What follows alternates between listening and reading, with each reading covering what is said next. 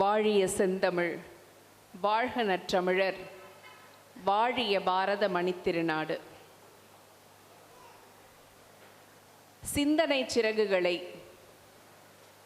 இந்த உலக வெளியிலே விரிப்பதற்காக மிக சிறப்பாக நடந்து கொண்டிருக்கிற மாபெரும் புத்தகத் திருவிழா இந்த தாராபுரத்திலே தமிழ் கலைமன்ற கல்வி அறக்கட்டளை, தமிழ்நாடு முற்போக்கு எழுத்தாளர் கலைஞர்கள் சங்கம், நகர அரிமா சங்கம் அறக்கட்டளை, மத்திய அரிமா சங்கம் அறக்கட்டளை, ரோட்டரி சங்கம் ரோட்டரி அறக்கட்டளை, தனியார் பள்ளிகள் கூட்டமைப்பு, விழுதுகள் அறக்கட்டளை, வர்த்தக கழகம், பிஎஸ்என் அறக்கட்டளை, பில்டர்ஸ் அசோசியேஷன், இரும்பு பிளைவுட் மின் சாதனங்கள் சிமெண்ட் வணிகர்கள் சங்கம், அரசு உதவி பெறும் உயர்நிலை மேல்நிலை பள்ளி ஆசிரியர்கள், அனிதா டெக்ஸ்காட் ஆகிய அனைத்து பொதுநல அமைப்புகளும்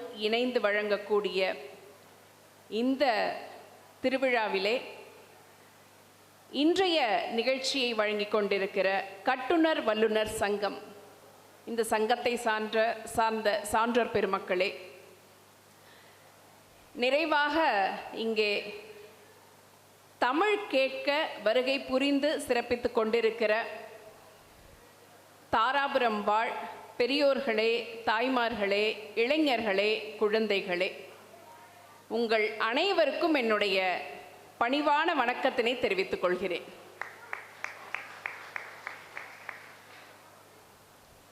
ஐயா அவங்க தொடக்க உரையில் சொல்லும்போதே பட்டிமன்றத்தினுடைய ஒரு நெடிய வரலாறை மிக அழகாக எளிமையாக இந்த தமிழ் மண்ணிலே எப்படி படிப்படியாக வளர்ந்தது அப்படின்னு சொன்னாங்க. இன்றைக்கு சொல்லப்போனால் நம்மெல்லாம் ஹோட்டலுக்கு போகிறோம், இட்லி இருக்கான்னு கேட்குறோம், இட்லி சரியா இல்லைன்னா தோசை சாப்பிட்றோம், தோசையும் சரியாக வரலன்னா அது மேலே ஆனியன் போட்டு ஒரு ஆனியன் ஊத்தாப்பம் கொண்டு வாங்கன்னு சொல்கிறோம். இன்னைக்கு அந்த மாதிரி தான் நான் நடுவராக வந்தது. ராமச்சந்திரன் ஐயா அவங்களுடைய நெடிய அனுபவத்தை மனதிலே வைத்துக்கொண்டு ஒரு பெருந்தலைப்பு கொடுத்துருக்காங்க. மனிதகுல மகிழ்ச்சியை தீர்மானிப்பது அன்பா அறிவா அப்படின்னு.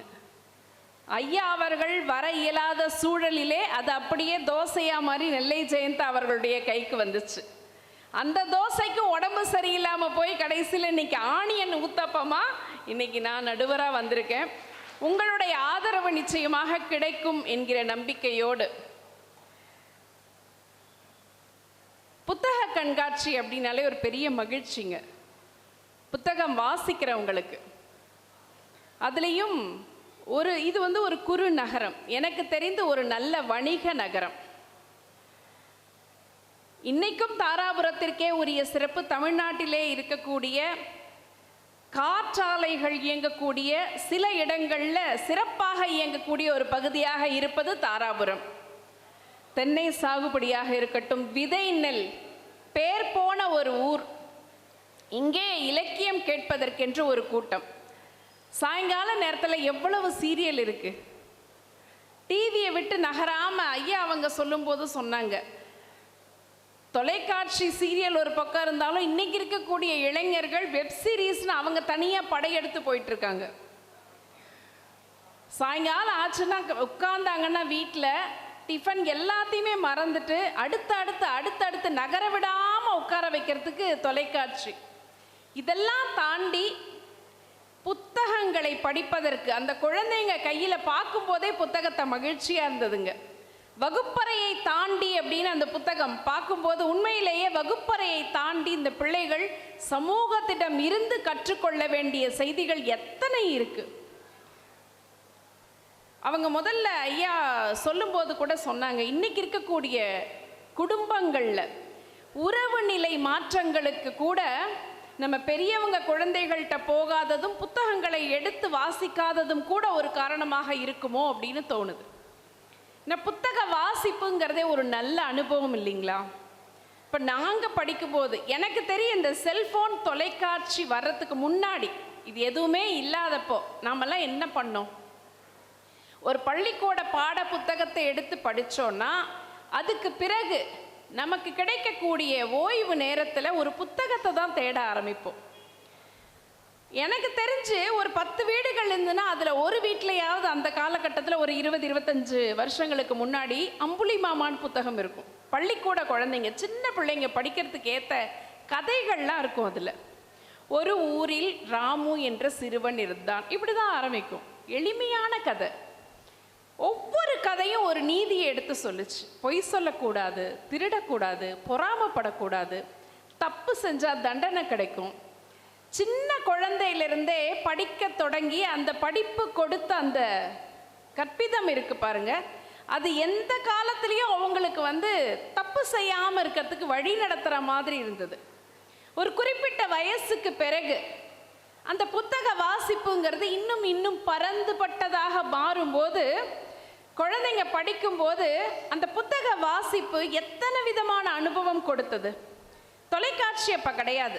எப்பயாவது சினிமாவுக்கு போனால், அதுவும் பெரிய நகரங்களில் இருக்கவங்களுக்கு சினிமா ரொம்ப வசதி வாய்ப்பு. சின்ன சின்ன ஊர்களில் இருக்கவங்களுக்கு இந்த உலகம் ரொம்ப பெருசு, பலவிதமான மனிதர்கள் இங்கே இருக்காங்க, இப்படியான மனநிலையில் இருக்காங்க அப்படிங்கிறத எல்லாத்தையுமே காட்டி கொடுத்தது என்ன அப்படின்னு சொன்னால் புத்தகங்கள் தான், புத்தக வாசிப்பு தான். வகுப்பறையை தாண்டி இந்த உலகம் முழுவதும் பயணிப்பதற்கான ஒரு சிறகை கொடுத்தது புத்தகங்கள். அது மட்டும் இல்லைங்க, புக்கு நம்ம நூல் வாசிக்க வாசிக்க மனசு ரொம்ப விசாலப்பட்டுச்சு. யாரெல்லாம் ரொம்ப ஒரு பரந்துபட்ட மனப்பான்மையோடு குடும்பத்திலையும் சமூகத்திலையும் இயங்கினாங்க அப்படின்னு சொன்னால் புத்தகங்களை அதிகமாக நேசித்தவர்களும் வாசித்தவர்களுமாகத்தான் இருந்திருக்கிறார்கள். அறத்தை கற்றுக் கொடுத்தது, நல்ல ஒரு நேர்மையான வாழ்க்கை எப்படி வாழ வேண்டும் என்பதை புத்தகங்கள் எளிமையாக கற்றுக் கொடுத்தன. இதெல்லாம் நம்ம மனசுல வச்சுட்டு பார்க்கும்போது இன்னைக்கு இருக்கக்கூடிய குழந்தைங்க இந்த புத்தகங்களை எவ்வளவு இழந்துடுறாங்க. அதுலேயும் கூட டிஜிட்டல்லையே தான் படிக்கிறாங்க, எல்லாத்தையுமே அவங்க போய் கூகுளில் தான் தேடுறாங்க. நம்ம புத்தகம் படிக்கிற அந்த அனுபவமே ஒரு அலாதியான அனுபவங்க. நிறைய புத்தகங்கள் படிக்கிறவங்க உங்கள் எல்லாத்துக்குமே அந்த அனுபவம் இருக்கும். புதுசாக ஒரு புத்தகத்தை வாங்கி அதை அப்படியே பிரித்து, அதுக்குன்னு ஒரு வாசனை உண்டு, அதை எடுத்து படித்து நமக்கு பிடிச்ச இடத்துல கோடு போட்டு, இந்த கம்ப்யூட்டர்லாம் உட்காந்து படிக்கிறாங்கல்ல, இந்த அனுபவம் எல்லாம் அவங்களுக்கு கிடைக்காது. பிடிச்ச கவிதைகளை கோடு போட்டு படிக்கிறது, எத்தனையோ பழைய கதைகள்லாம், பொன்னியின் செல்வன்லாம் எத்தனை முறை படித்தாலும் கூட படிச்சுக்கிட்டே இருக்கிற மாதிரி இருக்கும். ஆனால் இப்போ ஒரு மகிழ்ச்சி, இந்த திரைப்படம் வந்தப்போ நிறைய இளைஞர்கள், என்கிட்ட படிக்கிற மாணவிகளே நிறைய பேர் புத்தக கடையை நோக்கி போனாங்க. ஏன்னா பொன்னியின் செல்வன் படம் வரப்போது, நாங்கள் கதை என்னன்னு தெரிஞ்சுக்கணும்னு. அப்போ அந்த புத்தக வாசிப்புங்கிற ஒரு விருப்பம் பிள்ளைகள்கிட்ட இருக்குது. ஆனால் இன்னைக்கு இருக்கக்கூடிய தொழில்நுட்பத்தை வைத்துக்கொண்டு ஏதோ ஒரு விதத்தில் மாறி போகிறாங்களோ அப்படின்னு ஒரு யோசனை இருக்குது. இது எல்லாத்தையும் அடிப்படையாக வச்சுக்கிட்டு இன்னைக்கு ஒரு தலைப்பு, வாசிப்பையும் வாழ்க்கையும் ஒன்றுபடுத்தும் விதமாக ஒரு தலைப்பு, மனித குல மகிழ்ச்சியை தீர்மானிப்பது எது? ஏன் மனித குலம்? ஒரு குடும்பத்தோட மகிழ்ச்சின்னா நம்ம சொல்லிடுவோம், நம்ம உறவுகளுக்கு தேவை அன்புன்னு பேசிடுவோம். ஒட்டுமொத்தமான மனித குல மகிழ்ச்சி அப்படின்னா ஒவ்வொரு காலகட்டத்திலையும் ஒன்னொன்னு தீர்மானிச்சதுங்க. நம்ம வரலாற்றை திருப்பி பார்த்தோம்னு சொன்னா, ஒரு காலத்துல எது மனித குலத்தினுடைய மகிழ்ச்சியை தீர்மானிச்சது அப்படின்னா போர்களும் வெற்றிகளும். ஒரு அரசன் கிட்ட எவ்வளவு போர் படைகள் இருந்தன அப்படிங்கிறத வச்சு அந்த நாட்டினுடைய வெற்றி, அதன் மூலமாக மகிழ்ச்சி. ஒரு அரசனுடைய ஆளுமை பண்பு மகிழ்ச்சியை தீர்மானிச்சது. ஔவையாருடைய ஒரு பாடல் உண்டு, நாடா கொன்றோ காடா கொன்றோ, அவலா கொன்றோ மிசையா கொன்றோ, எவ்வழி நல்லவர் ஆடவர் அவ்வழி நல்லை வாழிய நிலனே அப்படின்னாங்க. எங்கே ஒரு தலைவன் நல்லா இருக்கானோ சரியா இருக்கானோ அந்த வழியிலே நிலம் சரியாக இருக்கும், இயங்கும். அப்போ ஒரு தலைவனை வைத்து மகிழ்ச்சியானது தீர்மானிக்கப்பட்டது. ஒரு நாட்டினுடைய அரசன் வெற்றி பெற்றான் அப்படின்னு சொன்னா அதை மக்கள் கொண்டாடினாங்க. அந்த கொண்டாட்டத்துக்கு பிறகு கலைகள் நிறைய வளர்ந்தன. அப்ப அந்த மகிழ்ச்சியை கலைகள் தீர்மானித்தன, அவர்களுடைய கேளிக்கைகள் தீர்மானித்தன. இன்னைக்கு எல்லாம் கடந்தாச்சு. இன்னைக்கு நிறைய படிச்சிருக்கோம், நம்ம கிட்ட நிறைய வளர்ச்சி வந்தாச்சு, விஞ்ஞான தொழில்நுட்பத்தை கையிலேயே வச்சுக்கிட்டு இருக்கோம் உலகம் முழுக்க பெரும்பான்மையான நாடுகள்ல. இப்ப இன்னைக்கு மனித குலத்தினுடைய மகிழ்ச்சியை எது தீர்மானிக்குது? அன்பா அறிவா? அன்பு எங்க இருக்கு, அறிவு எங்க இருக்கு? இல்ல அன்பு எங்க இல்ல, அறிவு எங்க இல்லன்னு யோசிச்சு பார்த்தோம்னா இதுக்கான விடை கிடைச்சிடும். அது இவங்க எல்லாருமே பேசுவாங்க. அன்பு எங்கெங்க இல்ல? எல்லா உயிர்கள்ட்டையுமே இருக்கு. இன்னைக்கும் ஒரு பறவை தன்னுடைய குஞ்சு பறவைக்கு ஊட்டி விடுது, அது பறக்கிற வரைக்கும் அதை பராமரிக்குது. செய்தித்தாள்களில் சில நேரங்களில் யூடியூப்பில் பார்க்கும்போது தெரியும், யானையை கோயம்புத்தூர்னாலே சுற்றி யானை பயம் ஜாஸ்தி ஆயிடுச்சு. நீங்கள் இந்த ஆனைக்கட்டி மலைப்பகுதிகள், தொண்டாமுத்தூர் அந்த பகுதிகள்லாம் பார்த்தீங்கன்னா எந்த நேரம்னாலும் காட்டு யானை நடமாட்டம்னு சொல்கிறாங்க. ஆனால் சில நேரங்களில் அந்த காட்டு யானை கூட கூட்டத்தோடு வரும். பார்த்தா நடுவில் ஒரு குட்டி யானை இருக்கும். அந்த குட்டி யானையை அவங்க அந்த யானைகள், அந்த யானை கூட்டம் எப்படி பார்த்துக்குமா? அந்த குட்டி ஒரு யானை, குட்டி யானை இருந்துச்சுன்னா அதோட பெரியம்மா சின்னம்மா இதெல்லாம் நம்ம கூட குடும்பங்கள்ல இருந்து விலகிட்டோம். ஆனால் அந்த விலங்குகள் கூட இன்னும் கூடி வாழ்கிற இயல்பை கற்றுக் கொடுக்கின்றன. அன்பு இருக்கங்க. அறிவு எங்கே இல்லை? எது அறிவு? முதல்ல நம்ம புத்தகத்தை எடுத்து படித்து ஒரு பட்டம் வாங்கி மேலே மேலே படித்து ஒரு டாக்டரேட் வாங்கிறது அது மட்டுமா அறிவு? நான் எப்படி இதை யோசிக்கிறேன் அப்படின்னு சொன்னால், ஒவ்வொரு மனிதனும் தனக்கான திறனை கொண்டு எதை அறிந்து கொள்கிறானோ அது எல்லாமே அறிவு தான். ஒரு ஓட்டுநர் இருக்காரு, எனக்கு வண்டி ஓட்டக்கூடிய தம்பி இங்கேருந்து கன்னியாகுமரி வரைக்கும் அப்படியே போயிட்டு அங்கேருந்து திரும்ப ஒரே ராத்திரியிலே திரும்பக்கூடிய ஆற்றல் இருக்கு. அது அறிதல், அது ஒரு அறிவு. சமையற்கலை நிபுணர் இருக்காங்க, சிலருக்கு வாய்ப்புகள் கிடைக்குது, இந்த உரிமம் பெறுவதற்கு பட்டம் பெறுவதற்கான வாய்ப்புகள் சிலருக்கு கிடைக்குது. என்கிட்ட படித்த மாணவர், முன்னாடி நான் வேலை பார்க்கும்போது பாடத்தில் ஒன்றுமே இருக்காது, ஆனால் அரிசியில் அத்தனை அழகான ஓவியத்தை வரையக்கூடிய ஆற்றல் இருக்கு. இப்போ அது ஒரு அறிவு. எத்தனையோ குழந்தைகள் இன்னைக்கு படிக்கிற திறன் ஒரு பக்கம் இருந்தாலும் அதையும் தாண்டி வாழ்க்கையில் நிறைய விஷயங்களை கற்றுக்கிறாங்க. அப்போ இது எல்லாமே அறிவு. இப்போ இன்னைக்கு இருக்கக்கூடிய மனித குல வளர்ச்சிக்கு, மகிழ்ச்சிக்கு எது அடிப்படை காரணமாக இருந்து தீர்மானிக்குது? அன்பு எல்லா பக்கமும் இருக்கு. ஒரு சாதாரண பறவையிலிருந்து விலங்குல இருந்து அதுக்கே அன்பு இருக்கு. அப்போ மனிதருக்கு இருக்காதா? இருக்கும். எல்லாருமே இன்னைக்கு வாழ்க்கையில ஓடிக்கிட்டே இருக்கோம், புதுசு புதுசா ஏதோ ஒன்று செஞ்சுட்டே இருக்கோம், சாதனை பட்டியலை பெரிய அளவுக்கு நம்ம கொண்டு வந்து காட்டிட்டு இருக்கோம். அப்ப அறிவு அதுவும் இருக்கு. அது இன்னைக்கெல்லாம் ஏஐ வந்துருச்சுங்க, செயற்கை நுண்ணறிவு. சாதாரணமாக பார்த்தா ஒரு சின்ன குழந்தை பேசுகிற மாதிரி எல்லாருமே பார்த்துருப்பீங்க. சமீபத்தில் வாட்ஸ்அப்பில் வருது, ஒரு குழந்தை பேசுகிற மாதிரி அவ்வளவு அழகா என்னென்னவோ கொண்டு வராங்க. நிஜத்துலையுமே குழந்தைங்க இன்னைக்கு அந்த அளவுக்கு தான் இருக்காங்க. அப்பா 50 வயசுல ஒரு 35 வயசுல அப்பாவுக்கு கூட தெரியாது, 3 வயசு பையனுக்கு அத்தனை விஷயமும் தெரியும். செல்போனை கொடுத்து பாருங்க, அவன் பிரிச்சு மேய்ஞ்சிருவான். அவ்வளவு அறிவான குழந்தைங்களா இருக்காங்க. வேற ஒன்றும் இல்லை, நம்ம எளிமையா சொல்லணும்னா நம்ம பழைய படம் பார்த்துருப்பீங்க, திருவிளையாடல் படம். அதில் ஒரு பழத்துக்கு சண்டை நடக்கும், ஞானப்பழம். அந்த ஞானப்பழத்துக்கு யார் முதல்ல ஓடிட்டு வரீங்களோ, உலகத்தை சுற்றிட்டு வரீங்களோ அவங்களுக்கு தான் பழம் அப்படின்னு சொல்லிடுவார் அப்பா சிவன். உடனே முருகன் வெளியில் தேடி ஓட ஆரம்பிச்சிடுவான் மயில் மேலே. பிள்ளையார் சுற்றி எங்கள் அப்பா அம்மாவையே நான் சுற்றி பழத்தை வாங்கிக்கிறேன்னு. நான் இப்படி தான் பார்க்குறேன், வெளியே சென்று தேடுவது அறிவு, உள்ளேயே இருந்து கொண்டு அதை அடைவது அன்பு. அவ்வளோதான். உள்ளிருந்து உணர்வது அன்பு, வெளியே சென்று கண்டு தெரிவது அறிவு. இப்போ எது தீர்மானிக்குது? நிறைய இன்னைக்கு நம்ம புத்தகங்கள் வழியாக தெரிஞ்சுக்கிற விஷயம்னு பார்த்தா எனக்கு ரொம்ப பிடித்த கதை. PS ராமையாவுடைய நட்சத்திர குழந்தைகள்னு ஒரு கதை உண்டு. இன்னைக்கு சின்ன குழந்தைங்க கிட்ட ஐயா அவங்க தொடக்கத்தில் பேசும்போது சொன்னாங்க, குழந்தைங்க கிட்ட எந்த அளவுக்கு நம்ம பேசுகிறோன்னு தெரியல, ரொம்ப சுருங்கி போச்சு வீடு அப்படின்னு. அதில் ஒரு குழந்தை அவங்க அப்பா கிட்ட கேட்கும், அப்பா வானத்தில் ஏன் இன்னைக்கு குழந்தைங்க கிட்ட நம்ம பேசுகிறோமா, கதை பேசுகிறோமா, குழந்தைங்க கேட்குற கேள்விக்கு பதில் சொல்கிறதுக்கு நாம் நேரம் கொடுக்குறோமா, எல்லாரும் தனித்தனியாக யோசிச்சு பார்த்தோன்னா கேள்விக்குறியாக தான் இருக்கும். ஒன்று படித்து வேலைக்கு போகிறவங்க ஒரு பக்கம் ஓடிக்கிட்டே இருக்காங்க, வேலைக்கு போகாமல் வீட்டில் இருக்கிறவங்க டிவிலேயோ அல்லது செல்ஃபோன்லேயோ மூழ்கி கிடக்கிறாங்க. இப்போ அந்த குழந்தைங்க அவங்களுக்கான வடிகால அந்த ஃபோனை தான் வச்சுக்கிறாங்க அவங்களும். அந்த கதையில் அந்த குழந்தை கேட்க அவங்க அப்பாட்ட, அப்பா வானத்தில் ஏன் நட்சத்திரம் வருது அப்படின்னு சொல்லி. அவங்க அப்பா சொல்லுவார், உண்மையை பேசுனா நட்சத்திரம் பிறக்குண்டா. குழந்தைக்கு நல்ல பழக்கத்தை கதை மூலமாக சொல்லி கொடுக்குறாங்க பாருங்க. உண்மையை பேசுனா நட்சத்திரம் பிறக்கும்.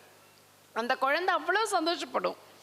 ஒரு நாள் அந்த குழந்தை வந்து தினம் பார்க்கும், சந்தோஷப்படும். அப்புறம் ஒரு நாள் பார்த்தா நட்சத்திரம் கீழே விழற மாதிரி இருக்கும். அந்த குழந்தை வந்து ஓன்னு அழுதுட்டு வந்து உங்கள் அப்பாட்ட சொல்லும், அப்பா யாரோ ஒருத்தவங்க பொய் சொல்லிட்டாங்கப்பா, நட்சத்திரம் விழுந்துருச்சு அப்படின்னு சொல்லும். அப்போது அந்த குழந்தையுடைய மனசில் உண்மை பேசணுங்கிற ஒரு செய்தியை அந்த சிறுகதை சொல்லியிருக்கு. இந்த மாதிரி நிறைய கதைகள் இருக்கு, நிறைய கதைகள். இப்படி புத்தக வாசிப்பு என்பதும் கூட மனித குலத்தை, அந்த குலத்தினுடைய மனித குலத்தினுடைய அறிவை ஏதோ ஒரு விதத்தில் எப்போதும் தூண்டிக்கொண்டே இருக்கிறது அப்படின்னு சொல்லி பார்க்கும்போது இன்றைய தலைப்புக்குள்ளே இப்போ நம்ம வந்துடலாம். 4 பேர் பேச வந்திருக்காங்க. இவங்க 4 பேரையுமே உங்களுக்கு நல்லா தெரிஞ்சிருக்கும். அதுலேயும் நம்ம தனபால் அண்ணாலாம் பேசாத தொலைக்காட்சியே கிடையாது. அத்தனை தொலைக்காட்சிகள், அத்தனை வெளிநாட்டு பயணங்கள், தொடர்ந்து பேசிக்கிட்டே இருக்கிறவங்க. அது கோவை வட்டார வழக்கு. கோவை வட்டாரத்துக்குன்னு ஒரு அழகான வழக்கு இருக்கு இல்லைங்க, மரியாதையே பேசுறது. எல்லாத்துக்குமே திட்டுறது கூட ஏனுங்க, பல்ல உடச்சி போடுவேனுங்க, இதே மாதிரியே திட்டுவேன். எனக்கெல்லாம் புதுசாக இருக்கும். நான் வந்து என்னுடைய சொந்த ஊர் வந்து தென்காசி. எனக்கு அவினாசிலிங்க பல்கலைக்கழகத்தில் வேலை கிடச்சதுனால வந்து ஒரு 12-13 வருஷம் ஆனால் கூட இன்னும் இவங்களுடைய அந்த இது வந்து வரமாட்டேங்குது. ஆசையாக இருக்கும் கேட்கறதுக்கே. அவ்வளோ ஒரு பிரியமா, அவ்வளோ ஒரு அன்பா, அந்த வார்த்தைகளில் அத்தனை ஒரு நெகிழ்வும் குழைவும் கலந்துருக்கும். அதுதான் கொங்கு மண்ணுக்கே உரிய சிறப்புன்னு நினைக்கிறேன். தமிழ்நாட்டிலேயே எங்கேயுமே இந்த வட்டார வழக்கு கிடையாது. இன்னொன்று என்னென்னா, வெளியூருக்கு நம்ம போனோன்னா எந்த ஊருன்னா கோயம்புத்தூர்னு சொன்னாலே அதுக்கு ஒரு தனி மரியாதை. உங்கள் ஊரில் இருக்கவங்களாம் எவ்வளவு மென்மையானவங்க அப்படிம்பாங்க. கொங்கு நாட்டுக்கே இருக்கக்கூடிய ஒரு தனி சிறப்புங்க அது.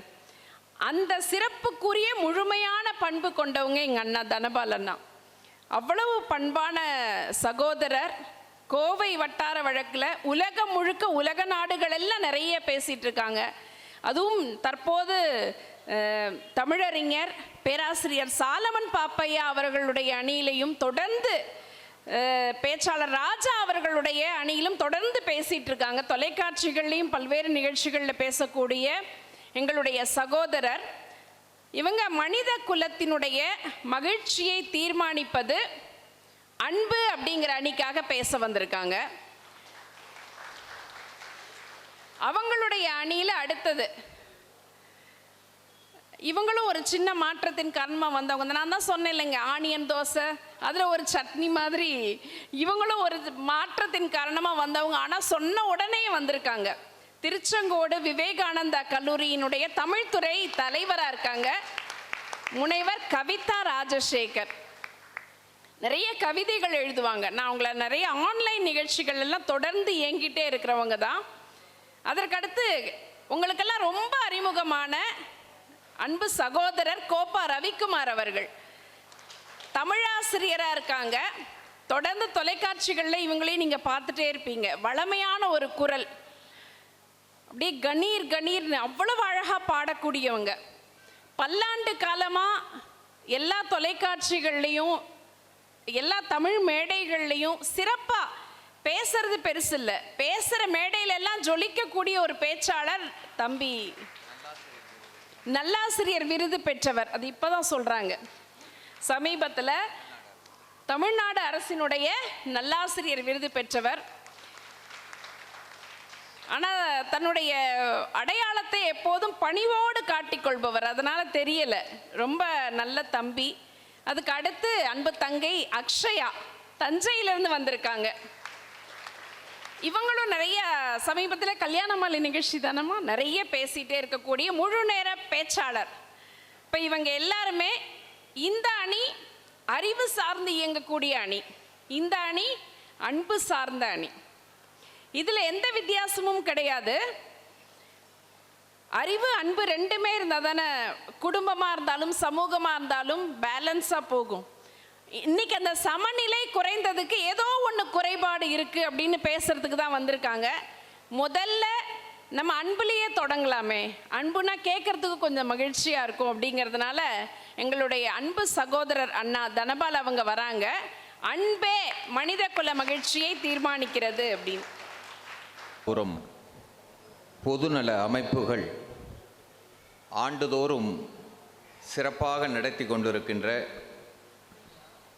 இந்த 9வது மாபெரும் புத்தக திருவிழாவிற்கு அழைத்து பெருமை சேர்த்திருக்கின்ற உங்கள் அத்தனை பேருக்கும் என்னுடைய முத்தான முதற்கண் வணக்கத்தை தெரிவித்துக் கொள்கின்றேன். இன்றைய நாளை தத்தெடுத்து கொண்டிருக்கின்ற இந்த நிகழ்ச்சியை சிறப்பாக நடத்தி கொண்டிருக்கின்ற கற்களால் திருமண மண்டபங்களை கட்டும் பொறியாளர்கள், கருங்கற்களாலும் செங்கற்களாலும் திருமண மண்டபங்களை கட்டுகின்ற பொறியாளர்கள், தமிழ் சொற்களால் பட்டி மண்டபத்தை கட்ட வேண்டும் என்பதற்காக இந்த நிகழ்ச்சியை ஏற்பாடு செய்திருக்கின்ற சான்றோர் பெருமக்களே, நிகழ்ச்சியை தொடங்கி வைத்து அமர்ந்திருக்கின்ற பெருமதிப்பிற்குரிய ஐயா ரங்கராயன் ஐயா அவர்களே, 5 பேர் படைக்கின்ற இந்த சமையல், 5 பேர் சமைக்கின்ற இந்த அறுசுவைக்கு தலைமை பொறுப்பேற்றிருக்கின்ற ஆணியன் தோசையே, நான் சொல்ல நடுவரே தான் சொல்லிட்டாங்க. கடைசியில் என்னை இப்படியே மறுத்துருவீங்க போலயே. எங்களணியில் பேச இருக்கின்ற பழைய சோறு, எதிரணியிலே அறிவோடு பேச இருக்கின்ற மட்டன் பிரியாணியே, சிக்கன் பிரியாணியே. ஏதாவது ஹோட்டல் பிசினஸ் பண்றீங்களா சைட்ல? நீங்க ஆணியன் தோசைன்னு சொல்லி என்ன பேச வச்சிட்டீங்க, அவ்வளவுதான். ஒன்றை மட்டும் சொல்லி என் உரையை தொடங்குகின்றேன். சிக்கன் பிரியாணியும் மட்டன் பிரியாணியும் கேட்டவுடன் கிடைக்கும். ஆனால் பழைய சோறு ஒரு நாள் காத்திருந்தால் மட்டும்தான் கிடைக்கும். அதுதான் அன்பு. ஐயா கொஞ்சம் மைக்கை கரெக்ட் பண்ணிக்க. நல்ல தலைப்பு, மனித குலத்தின் மகிழ்ச்சியை தீர்மானிப்பது அன்பா அறிவா என்று பட்டிமண்டபத்திலே, அதுவும் புத்தக திருவிழாவிலே கேள்வியை எழுப்பியிருக்கிறார்கள். புத்தகங்களை நாம் தினம்தோறும் வாசிக்க வேண்டும். புத்தகங்களை வாசிக்க வேண்டும், மற்றவங்களை நேசிக்க வேண்டும், நம்மை பெற்றவங்களை சுவாசிக்க வேண்டும் என்கின்ற சிந்தனையோடு புத்தகங்களை வாசிக்க வேண்டும், மற்றவங்களை நேசிக்க வேண்டும், பெற்றவங்களை சுவாசிக்க வேண்டும் என்று சொல்லி, ஏனென்று சொன்னால் அன்பு முதலிலே எங்கே கிடைக்கும் தெரியுமா? தன்னை பெற்றவர்களிடம்தான் கிடைக்கும். ஒரு பாடல், தாயிற் சிறந்த கோயிலும் இல்லை, தந்தை சொல்மிக்க மந்திரம் இல்லை, 1000 உறவில் பெருமைகள் இல்லை, அன்னை தந்தையே அன்பின் எல்லை என்று பாடல் வரிகள் வருகிறது. ஆக அன்பினுடைய எல்லை இருக்கிறது பாரு, அது முதலிலே தொடங்குவது தாயும் தந்தையும் இடம்தான் இருக்கிறது. எவன் ஒருவனுக்கு தாயின் அன்பும் தந்தையின் அன்பும் முழுமையாக கிடைக்கிறதோ அவன் வாழ்க்கையிலே முழு மனிதனாவான் என்பதிலே எந்த ஐயமும் இல்லை. யோசித்து பாருங்கள். ஏனென்று சொன்னால் சாதாரண மனித ஆத்மாவை இந்த உலகத்திலே மகாத்மாவாக மாற்றி இருக்கிறது என்று சொன்னால் அது தாயினுடைய அன்பு என்கின்ற செய்தியிலிருந்து தான் நீங்கள் புரிந்து கொள்ள வேண்டும். அன்பு கிடைச்சாச்சா சார் ஜெயிக்க முடியும், இல்லாட்டி முடியாது. ஒரு குழந்தை அவங்க அப்பா கிட்ட கேட்குது, அப்பா ஒரு திட்டாத நாய் வேணும்ப்பா எனக்குன்னு கேட்டுச்சு. திட்டாத நாயா, அதான் நான் இருக்கிறமே சாமி, அப்புறம் என்னன்னு அவங்க அப்பா. அதுக்கு பொண்ணு சொல்லிச்சு, நீ அம்மா கிட்ட திட்டு வாங்குற நாய்ப்பா, நீ வேண்டாம், எனக்கு திட்டாத நாய் வேணும்ப்பான்ச்சு. எதுக்குமான்னு கேட்ட பொழுது அந்த பொண்ணு சொல்லுச்சு, பள்ளிக்கு கொஞ்சம் லேட்டாச்சுன்னா அம்மா திட்டுறாங்க, டியூஷனுக்கு ஒரு நாள் லீவ் போட்டா அப்பா நீங்க திட்டுறீங்க, விளையாட போலினா அக்கா சத்தம் போடுறாங்க, நண்பனோட பேசிட்டு இருந்தா அண்ணன் சத்தம் போடுறா, எல்லோரும் என்னை திட்டிக் கொண்டே இருக்கிறார்கள், அதனால் எனக்கு திட்டாத ஒரு நாய்க்குட்டி வேண்டும் என்று ஒரு குழந்தை கேட்கிறது என்று சொன்னால், அன்பிற்கு ஏங்கும் உயிர்கள் உலகத்திலே இருக்கிறது, அது கிடைத்தால் வெற்றி பெற முடியும், அறிவால் மகிழ்ச்சி கிடைக்கவே கிடைக்காது.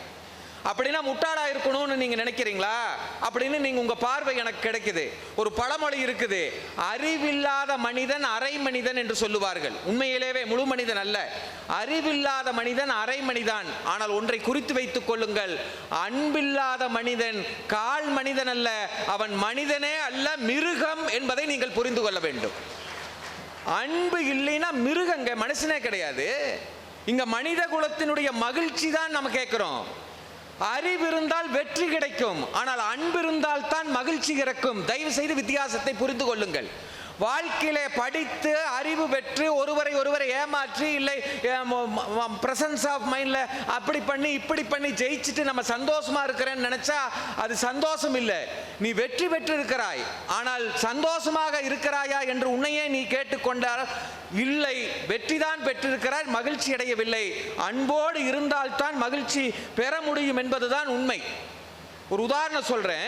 இது போல அரங்கு நிறைந்த பொருட்காட்சி டவுன்ல நடக்குது. ஒரு தாய் பிள்ளை கூப்பிட்டு வர்றாப்புல, கூப்பிட்டு வரும்போது பார்த்தோன்னா ஆண் அண்ணாந்து பார்க்குறா, ராட்டாந்தூரி சுத்திட்டு இருக்கு ராட்டனம். அம்மா ராட்டனம் சுத்தணுமா அப்படிங்கிற. இந்த அம்மா கிட்ட பணம் குறைவா இருக்குது. வேண்டாம் ஜாமி, நீ சின்ன வயசு, ராட்டனம் சுத்தினா உனக்கு கிருகிருப்பு வந்துரு, வேண்டான்ருச்சு. அப்படியே கொஞ்சம் தூரம் போறாங்க, பலூன், அம்மா பலூனுமா, வேண்டாம் ஜாமி அது உடஞ்சிரும். கொஞ்சம் தூரம் போறாங்க, டெல்லி அப்பளம் வித்துட்டு இருக்குது, அம்மா எதுவுமே பண்ணல, இந்த ஒரு அப்பளம்னாலும் வாங்கி கொடுமாங்குது. அது பேதியாயிரு, கண்ட எண்ணெயில பண்ணியிருப்பா அப்படின்னு கூப்பிட்டு போகுது. கூப்பிட்டு போயிட்டு இருக்கும் போது அரங்குகள் நிறைந்த அவைங்கிறதுனால கையை தவற விட்டுருது, அம்மா பிள்ளை பிரிஞ்சிடுறாங்க. அந்த அம்மா ஓடி போய் அந்த அரங்கில் போய் ரிப்போர்ட் பண்றாங்க, என்னுடைய பொண்ணு காணாம போயிடுச்சு, தயவு செய்து கண்டுபிடிங்க அப்படிங்கிறது. அப்போ அங்க இருக்கிற ஒரு போலீஸ்கார ஒரு ஓரத்தில் இருந்து அந்த பொண்ணை குடிச்சிடுறாங்க, அந்த அடையாளங்களோட. கூப்பிட்டு வர்றாரு அரங்குக்கு. வர்ற வழியில அதே ராட்டனம் சுத்துது. இந்த குழந்தை அழுகுது, அம்மா அம்மா அம்மான்ட்டு மேல் மூச்சு கீழ் மூச்சு வாங்குது. போலீஸ்கார் சொல்றாரு, குழந்தை தானே சாமி, அம்மா கிட்ட நான் கூப்பிட்டு போயிடுறேன், இந்த ராட்டனத்தில் சுத்துறையா, உனக்கு சந்தோஷமா இருக்கும். ராட்டனம் வேண்டாம். அப்படியே தள்ளி வர்றாரு, இதா பலூன் கலர் கலரா இருக்கு, வாங்கி தரட்டும் வச்சுக்கிறியா? எனக்கு பலூன் வேண்டாம்.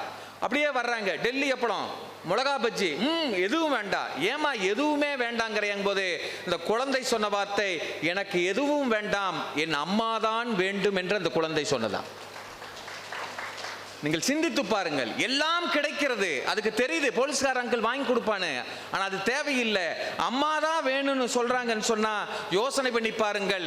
அறிவு காசு பார்க்கும், அறிவு சம்பாதிப்பதற்காக காசை பார்க்கும், ஆனால் அன்பு ஒன்று மட்டும்தான் கருணையை பார்க்கும். இதுதான் அறிவுக்கும் அன்புக்கும் உள்ள வித்தியாசம். தயவு செய்து புரிந்து கொள்ளுங்கள்.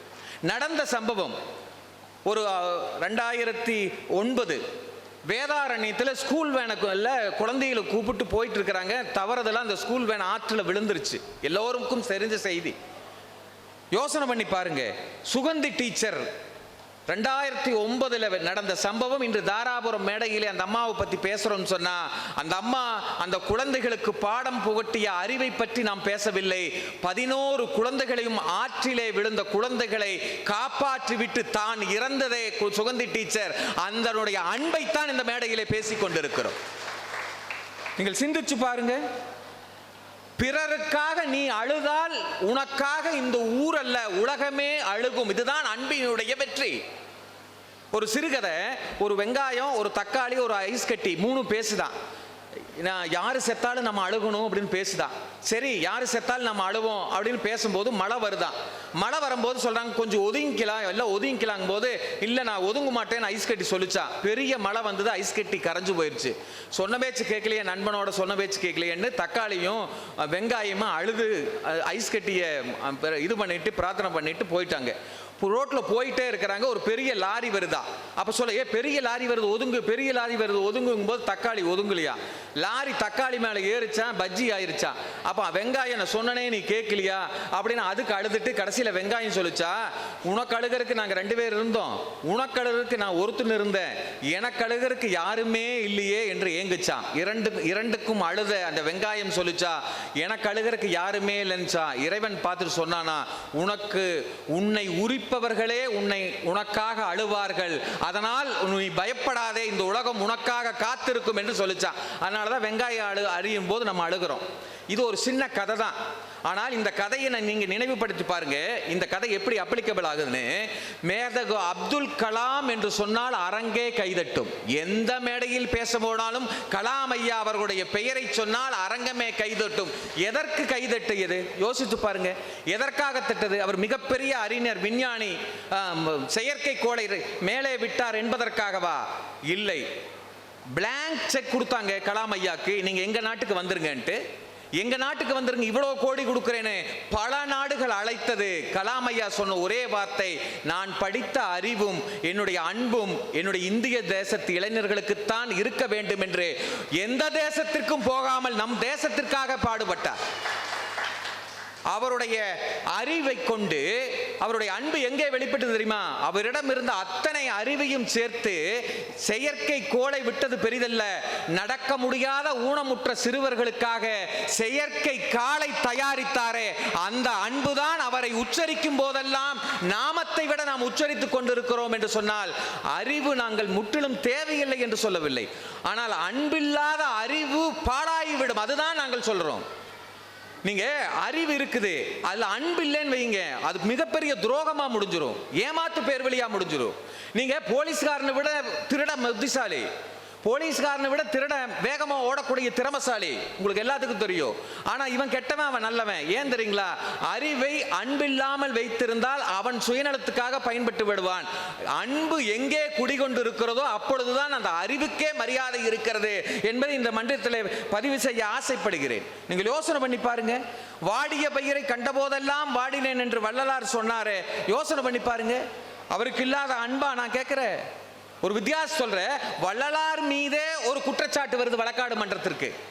வள்ளலார் மீதே அவருடைய பாடலிலே குற்றம் இருக்கிறது என்று ஆறுமுக நாவலர் குற்றம் சாட்டி இருக்கிறார். நீதிமன்றத்துக்கு வர்றாங்க, வழக்கு நடக்குது. முதல்லயே ஆறுமுக நாவலர் முன்னாடி வந்து உட்கார்ந்தாரு. வள்ளலார் வரட்டு கேஸ், நீதிபதி வள்ளலாருக்கு வரட்டுங்கிறதுக்காக இருக்கிறாரு. வள்ளலார் வந்துடனே ஆறுமுக நாவலர் எந்திரிச்சு வணங்கினாரா வள்ளலாரை பார்த்து. இவர் மேல குற்றம் சாட்டப்பட்டிருக்கிறது, ஆனால் அவர் அரங்குக்குள்ளே வந்தவுடன் எழுந்து மரியாதை செய்தாராம் வள்ளலாரை பார்த்து. அதை பார்த்தவுடன் நீதிபதி தீர்ப்பெழுதினார். வள்ளலார் மீதுடைய பாடலில் மட்டுமல்ல, வள்ளலார் எதை செய்தாலும் அது சரியாகத்தான் இருக்கும், அந்த வழக்கை நான் தள்ளுபடி செய்கிறேன் என்று நீதிபதி சொன்னாராம். இது நடந்த வரலாறு. நீங்க யோசனை பண்ணி பாருங்க. காந்தி மகாத்மான்னு சொல்றமே, எந்த கோபாலகிருஷ்ண கோகலே ஒரு முறை கேட்கிறாரு காந்தி கிட்ட, ஒரு பொது அறிவு கேள்வி கேட்கிறாரு. காந்திஜி, உங்ககிட்ட ஒரு கேள்வி. நீங்க ஒரு காட்டு வழியா போயிட்டு இருக்கிறீங்க, ஒரு புலி துரத்திட்டு வருது, நீங்க தப்பிச்சுக்குவீங்க, ஆனா உங்க அம்மாவும் உங்க மனைவியும் சிக்கிக்கிறாங்க, 2 பெண்களும்.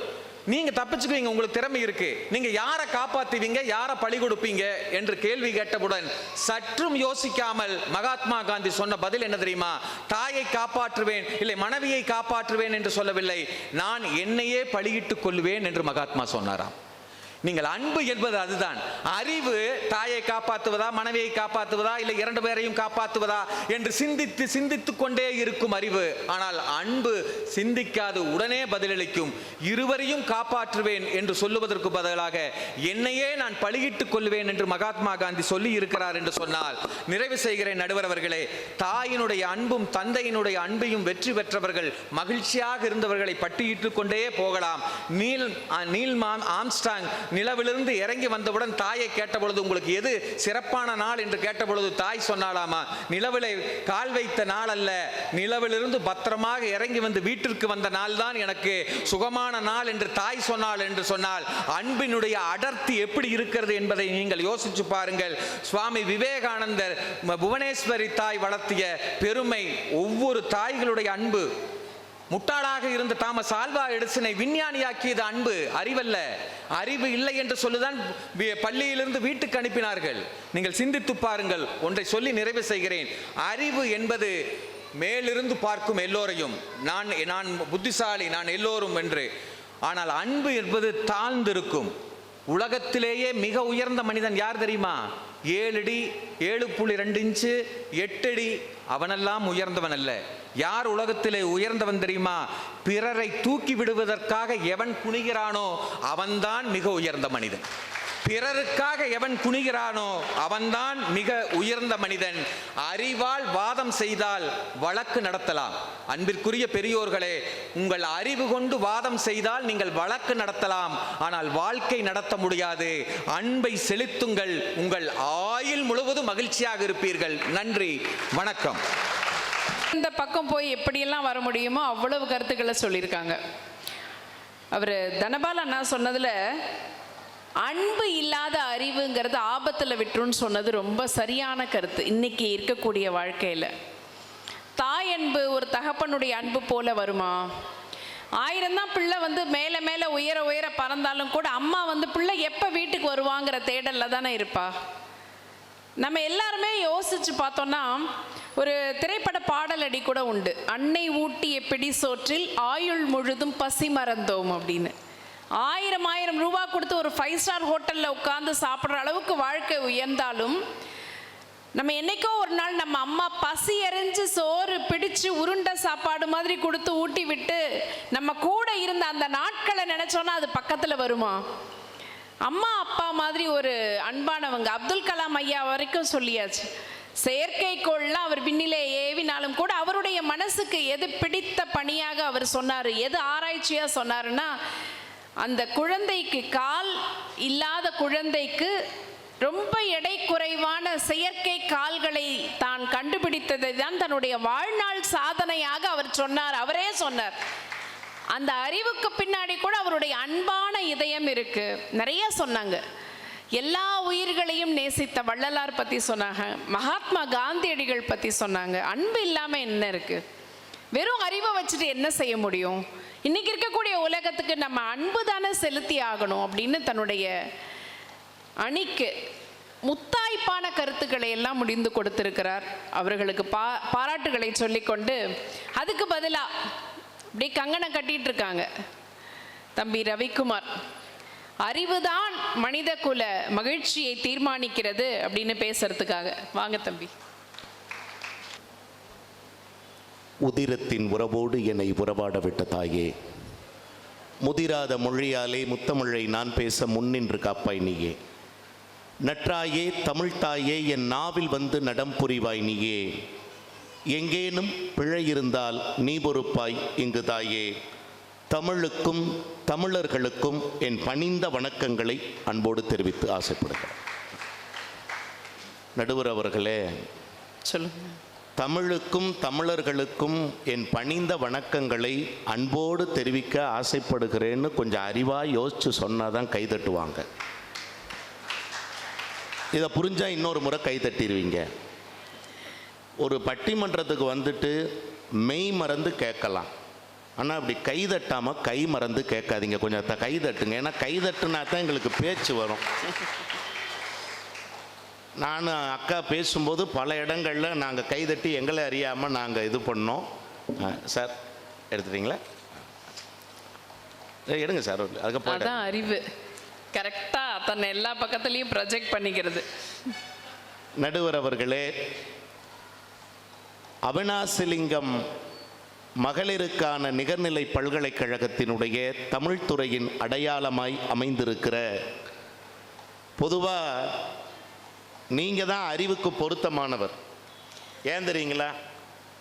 உங்களிடத்தில்தான், உங்கள் பெயரில்தான் குருவும் இருக்கிறது, ஞானமும் இருக்கிறது. குரு ஞானாம்பிகான் பேர் வச்சுட்டு அந்த ஞானத்தை தந்த குருவை பற்றி பேசுவதா? இல்லை, இதுக்கப்புறம் எப்படிப்பா தீர்ப்பை மாற்றி சொல்ல முடியும்? நீங்கள் யோசிச்சு பாருங்க. எங்கள் அண்ணன் வந்தார், தனபால் அண்ணன். அண்ணா, எங்கள் அண்ணி நல்லா கவனிச்சிருக்காங்க. ஒரே விஷயம் சொல்கிறேன். இந்த புத்தக திருவிழாக்களுக்கு, இந்த புத்தக திருவிழாவிற்கு நீங்கள் அத்தனை பேரும் அன்பை தேடியா வந்தீர்கள்? மாப்பிள்ளை வந்திருக்காங்க, மாமா வந்திருக்காங்க, மச்சா வந்திருக்காங்க. வாமா மின்னல்னா வந்தீங்க. அன்பை தேடி வரவில்லை அன்பிற்குரியவர்களே, அறிவின் புகலிடமாக புத்தக திருவிழா அமைகிறது என்பதற்காகத்தானே வந்திருக்கிறார்கள். இங்க வந்து என்ன யோசிச்சு பாருங்க. இங்கேயும் வந்து எங்க அடுத்து வர போறாங்க மேடம் வந்தனே கேட்குறாங்க, அழகு கலை குறிப்பு புத்தகம் இருக்குமா சார் இங்க ஸ்டால்ல? யோசிச்சு பாருங்க. அடுத்தது இன்னொரு புக்கு கேட்டாங்க, மாமியாரை சமாளிப்பது எப்படின்னு ஏதாவது புத்தகம் இருந்தா இருக்கா சார்? நான் சொன்னேன், நான் தாம்மா எழுதலான் இருக்கேன். ஏன்னா இன்னைக்கு அந்த நூல்கள் தான் அதிகமாக வேலை. நீங்கள் PS ராமையாவை பற்றி சொல்லுகிறீர்கள், ஐயா அவர்கள் தலையசைத்ததை நான் பார்த்தேன். ஜெயகாந்தனை பற்றி பேசுங்கள், இன்னும் பல பேர் தலையசைப்பார்கள். எனக்கு ஜெயகாந்தனின் எழுத்துக்களிலேயே மிக பிடித்தது, வாழ்க்கையில் நான் சோர்ந்து போகிற நேரத்தில் எல்லாம் எல்லா கதைகளையும் நான் படிப்பதில்லை, அவருடைய ஒரே ஒரு வரிதான் என் சோர்ந்த மனதை தூக்கும். என்ன தெரியுங்களா? அத்தனை பிரச்சனைகளுக்கு மத்தியிலும் ஒரு பூ பூக்கத்தானே செய்கிறதுன்னு ஒரு வரி எழுதினார் பாருங்க ஜெயகாந்தன். அதை விடவா இந்த உலகத்தில் சிறந்த ஒரு வாசகம் இருந்து விட முடியும்? எத்தனையோ பிரச்சனை. எனக்கு என்னன்னா, அண்ணனுக்கு எப்பவுமே இறை நம்பிக்கை அதிகங்க. இறை நம்பிக்கை அதிகம். எப்பொழுதுமே கடவுளின் திருவுருவத்திற்கு முன்னால் நின்று இன்றைக்கு பொய்யை தவிர வேறு எதுவும் பேசாத வரம்தா என்று வரம் வாங்கி வந்து பேசுவதே அவருடைய வாடிக்கை. வந்து அதுவும் எங்கெல்லாம் சொன்னா கைதட்டுவாங்க. அப்துல் கலாம் ஐயா அவர்கள் வெறும் சீட்டு மட்டுமாங்கய்யா? சீட்டு உங்களுக்கான அவருக்கு. ஏன்னா ஒரு கூட்டத்தில் அப்படிதான் பேசிக்கிட்டே இருந்தேன். அமைச்சர் வரும் வரை பேச ஒன்று கொடுத்தாங்க. நான் அந்த சீட்டு கொடுத்த ஐயாட்ட கேட்டேன், ஐயா நான் அமைச்சர் வரும் வரை பேசுகிறேன், ஒருவேளை அமைச்சருக்கு ஏதாவது ஒரு வேலைப்பழு நிமித்தமாக ஒரு பைபாஸ்லேயே போயிட்டாருன்னா என்ன பண்ணுறதுன்னு, அதை பற்றி இன்னும் நாங்கள் சிந்திக்கல, நீங்கள் பேசிகிட்டே இருங்கன்னாரு. அந்த மாதிரி இல்லாமல் ஐயா சீட்டு விடணுன்னே எனக்கு நினைவு வந்தது. எனக்கு ரொம்ப மகிழ்ச்சி நடுவர் அவர்களே, ஒரு நல்ல தலைப்பை தேர்ந்து கொடுத்த உண்மையை எங்களுக்கு நீங்கள் கைதட்டாதீங்க. இத்தனை அறிவார்ந்த பெருமக்களை அறிவார்ந்த சபையில் அறிவார்ந்த ஒரு புத்தக உலகத்திற்கு ஒன்று கூடி சமைத்திருக்கிற இந்த திருவிழாவிற்காக வியர்வை சிந்திய நன்மக்கள் அத்தனை பேருக்கும் ஒரு கைதட்டல் கொடுங்க. அதுதான் நாம அவர்களுக்கு செய்கிற ஆகச் சிறந்த கௌரவமாக இருக்கும். நான் கேட்கிறேன் நடுவர்களே, நிறைய நான் என்ன கேட்கிறேன், எங்க தனபாலனை பார்த்து நான் ஒரே ஒரு கேள்வி கேட்கிறேன். அண்ணா தனபாலன்னா உங்களுக்கு அன்பு இருக்காங்கன்னா கோபம் வருமா சார்? தனபாலன்னா உங்களுக்கு அன்பு இருக்கான்னு கேட்டா கோபம் வருமா? அதே தனபாலனை மட்டும் இல்லைங்க, எந்த அண்ணனை பார்த்தாலும் எந்த தம்பியை பார்த்தாலும் அறிவு இருக்கான்னு மட்டும் ஒரு கேள்வி கேட்டு பாருங்க, உண்மைனா கைதட்டுங்க, கோபம் வருமா வராதா? நீங்க வள்ளுவன் சொல்றான், அறிவு அற்றம் காக்கும் கருவி என்று சொல்லுகிறான். அது எப்படிங்களா? நீங்க அன்பு நினைச்சா சில பேர் செலுத்துவாங்க, ஏதாவது பயன் இருந்தா அன்பை வெளிப்படுத்துவீங்க. ஆனால் அறிவு பயனுக்கானதல்ல, எல்லோருக்குமானது அறிவு என்பதை தயவு செய்து மறந்து விடாதீர்கள். அதனாலதான் வள்ளுவன் சொன்னா, செருவார்க்கும் உள்ளழிக்கல் ஆகா அரண் என்று சொன்னான்.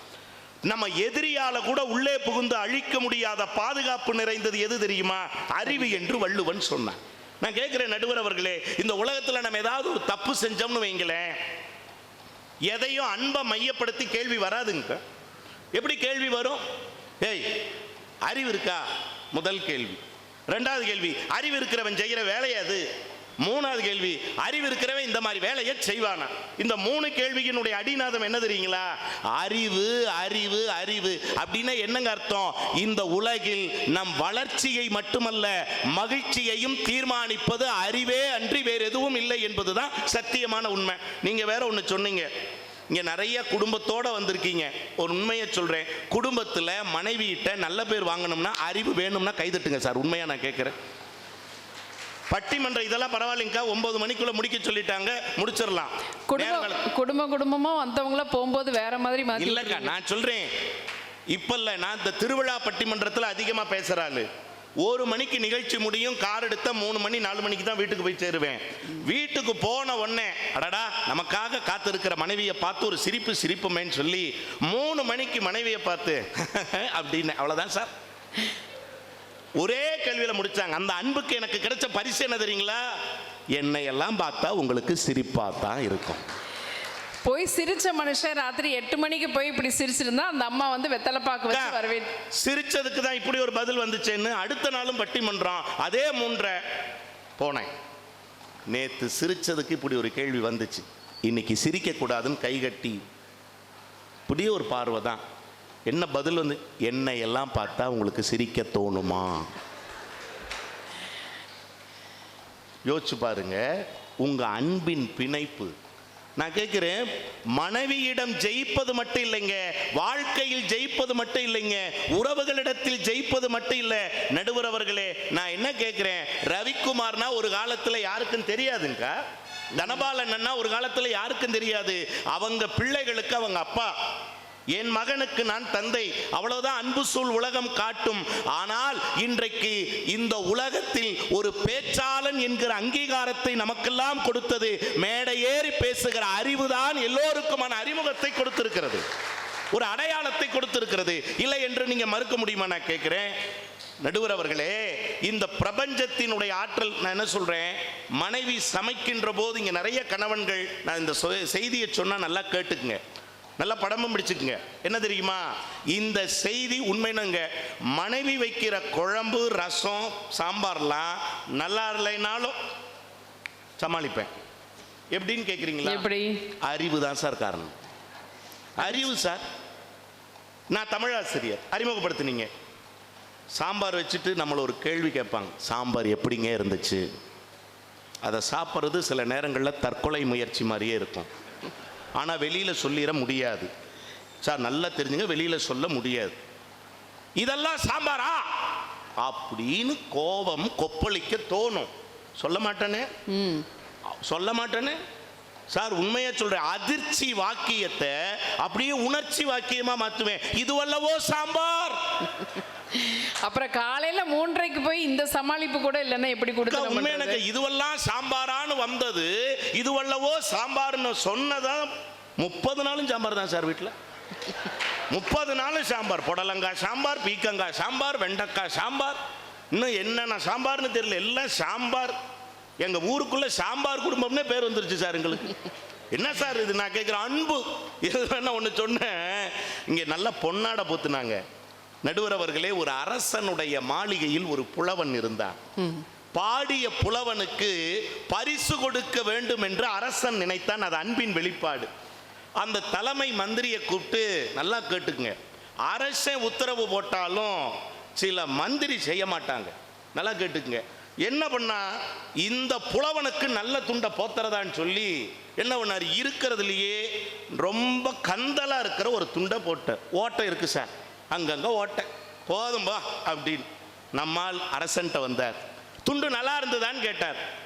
நம்மால் சொன்னா பாரு, இப்படிப்பட்ட பொன்னாடையை நான் பார்த்ததுண்டு, கேட்டதுண்டு, உணர்ந்ததுண்டு, அதில் காயும் உண்டு, பிஞ்சும் உண்டு, பிஞ்சும் உண்டு, பிஞ்சும் உண்டுன்னா. என்னன்னு தெரியுங்களா, அதில் என்ன இருக்குது, ஓட்ட ஓட்டையா இருக்குங்கிறத நான் கேட்கிறேன். நடுவர் அவர்களே, அன்பு உணர்ச்சி வசப்படும், ஆனால் அறிவு தெளிவின் வசப்படும் என்பதுதான் உண்மையான உண்மை. எங்க அண்ணன் நிறைய சொன்னாருங்கக்கா, நீங்க கூட அந்த யானை குறித்து சொன்னீங்க பாருங்க. நடந்த செய்தி, அவங்க கோவை மாநகரத்திலிருந்து வருகிறார்கள், அண்ணனும் கோவை மாநகரத்திலிருந்து வருகிறார். அதே கோவை மாநகரத்தில் தொடர்ச்சி மலையிலிருந்து யானைகள் பெரும் கூட்டமாக வருது. பாரதியார் பல்கலைக்கழகத்தில் என்ன மெனுன்னு கூட வந்து பார்த்துட்டு போகுதான். நான் கேட்குறேன், அப்படி வந்து பார்க்கிற போது என்ன தெரியுங்களா, இந்த யானைகள் மலையை விட்டு இறங்காமல் இருக்கணும்னா என்ன செய்யறதுன்னு கேட்டாங்கக்கா. நல்லா கேட்டுக்குங்க, உண்மையா அதுக்கு ஒரு கருத்தரங்கம் நடந்தது. மாவட்ட ஆட்சியர் உள்ளிட்ட பலர் கலந்து கொண்டார். ஓசை காளிதாசன் அவர்கள் சொன்ன பதில் இது. என்ன தெரியுங்களா, அப்ப அவர் சொன்னாங்க, எல்லாரும் அவரவர்களினுடைய கருத்தை சொன்னபோது 6ஆம் வகுப்பு மட்டுமே படிக்கிற ஒரு பள்ளிக்கூட மாணவி, ஐயா நான் என் கருத்தை சொல்லலாமான்னு கேட்டிருக்கா. என்னம்மா கருத்துங்கும் போது, இந்த யானை எல்லாம் கீழே இறங்கக்கூடாது, அதுதானே? ஆமாம்மா, ஒன்று செஞ்சா போதும் இருக்காங்க. என்ன செஞ்சா போதும், இந்த யானையை சுத்தி வேலி போட்டுடலாம், இந்த மலையை சுத்தி வேலி போட்டுடலாம். எல்லாரும் சிரிச்சுட்டாங்க.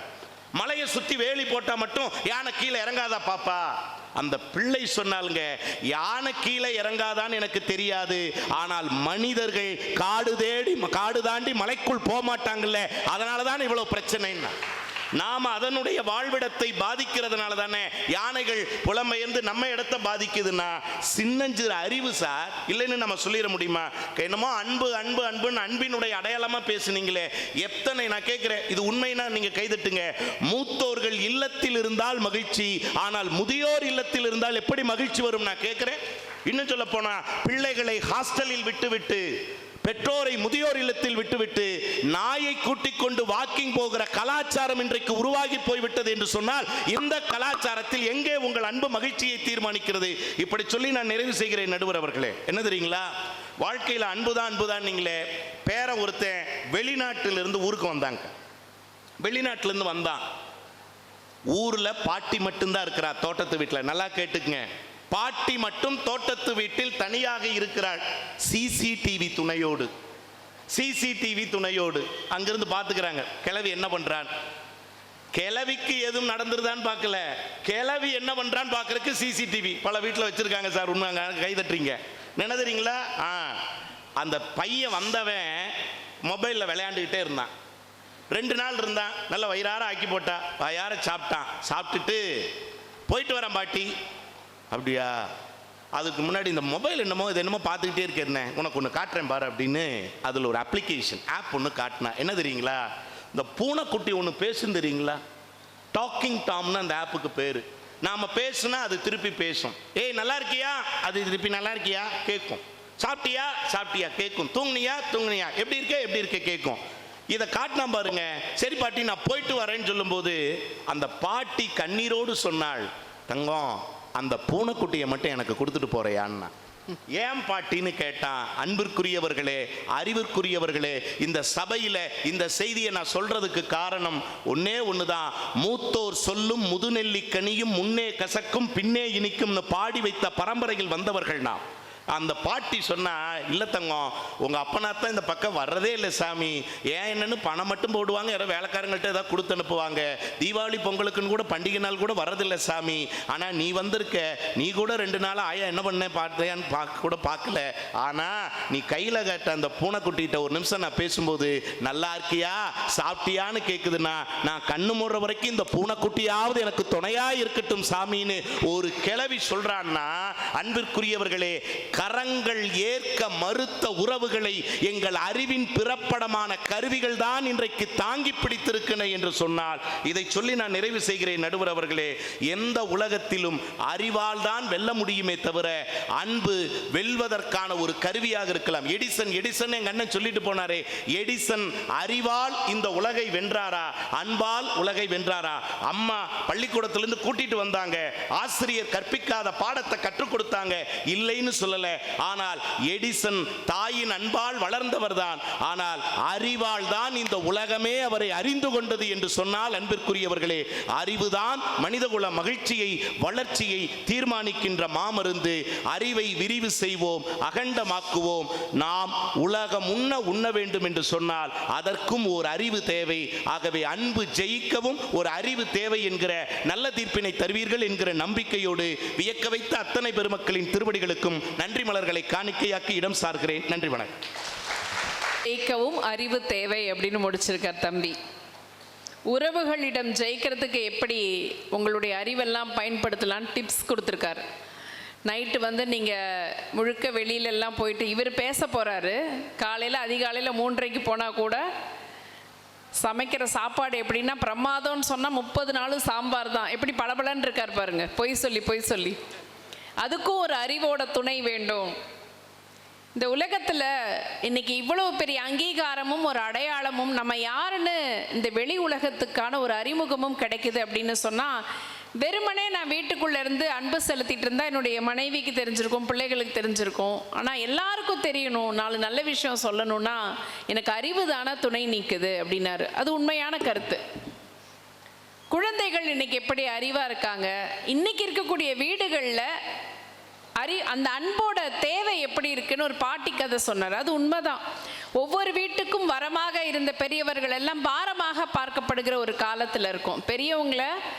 பெரியவங்க இருக்காங்களேன்னு சந்தோஷப்படுறதை விட அவங்கள சின்ன அவங்களுடைய குறைகளை கூட ரொம்ப பெருசுப்படுத்தி ரொம்ப பூதாகரமாக மாற்றக்கூடிய ஒரு வாழ்க்கையில் இருக்கும். இப்போ நீங்கள் எப்படி அன்பை பற்றி பேச முடியும், அறிவுங்கிறது ஒன்று இருந்தால் தான் சிந்திக்க முடியும் அப்படின்னலாம் நிறைய சொல்லியிருக்காங்க. தம்பியுடைய பேச்சு பாராட்டுக்குரியது, வாழ்த்துக்களை சொல்லிக்கொண்டு அடுத்ததாக இந்த அணியினுடைய நிறைவு பேச்சாளர் கவிதா.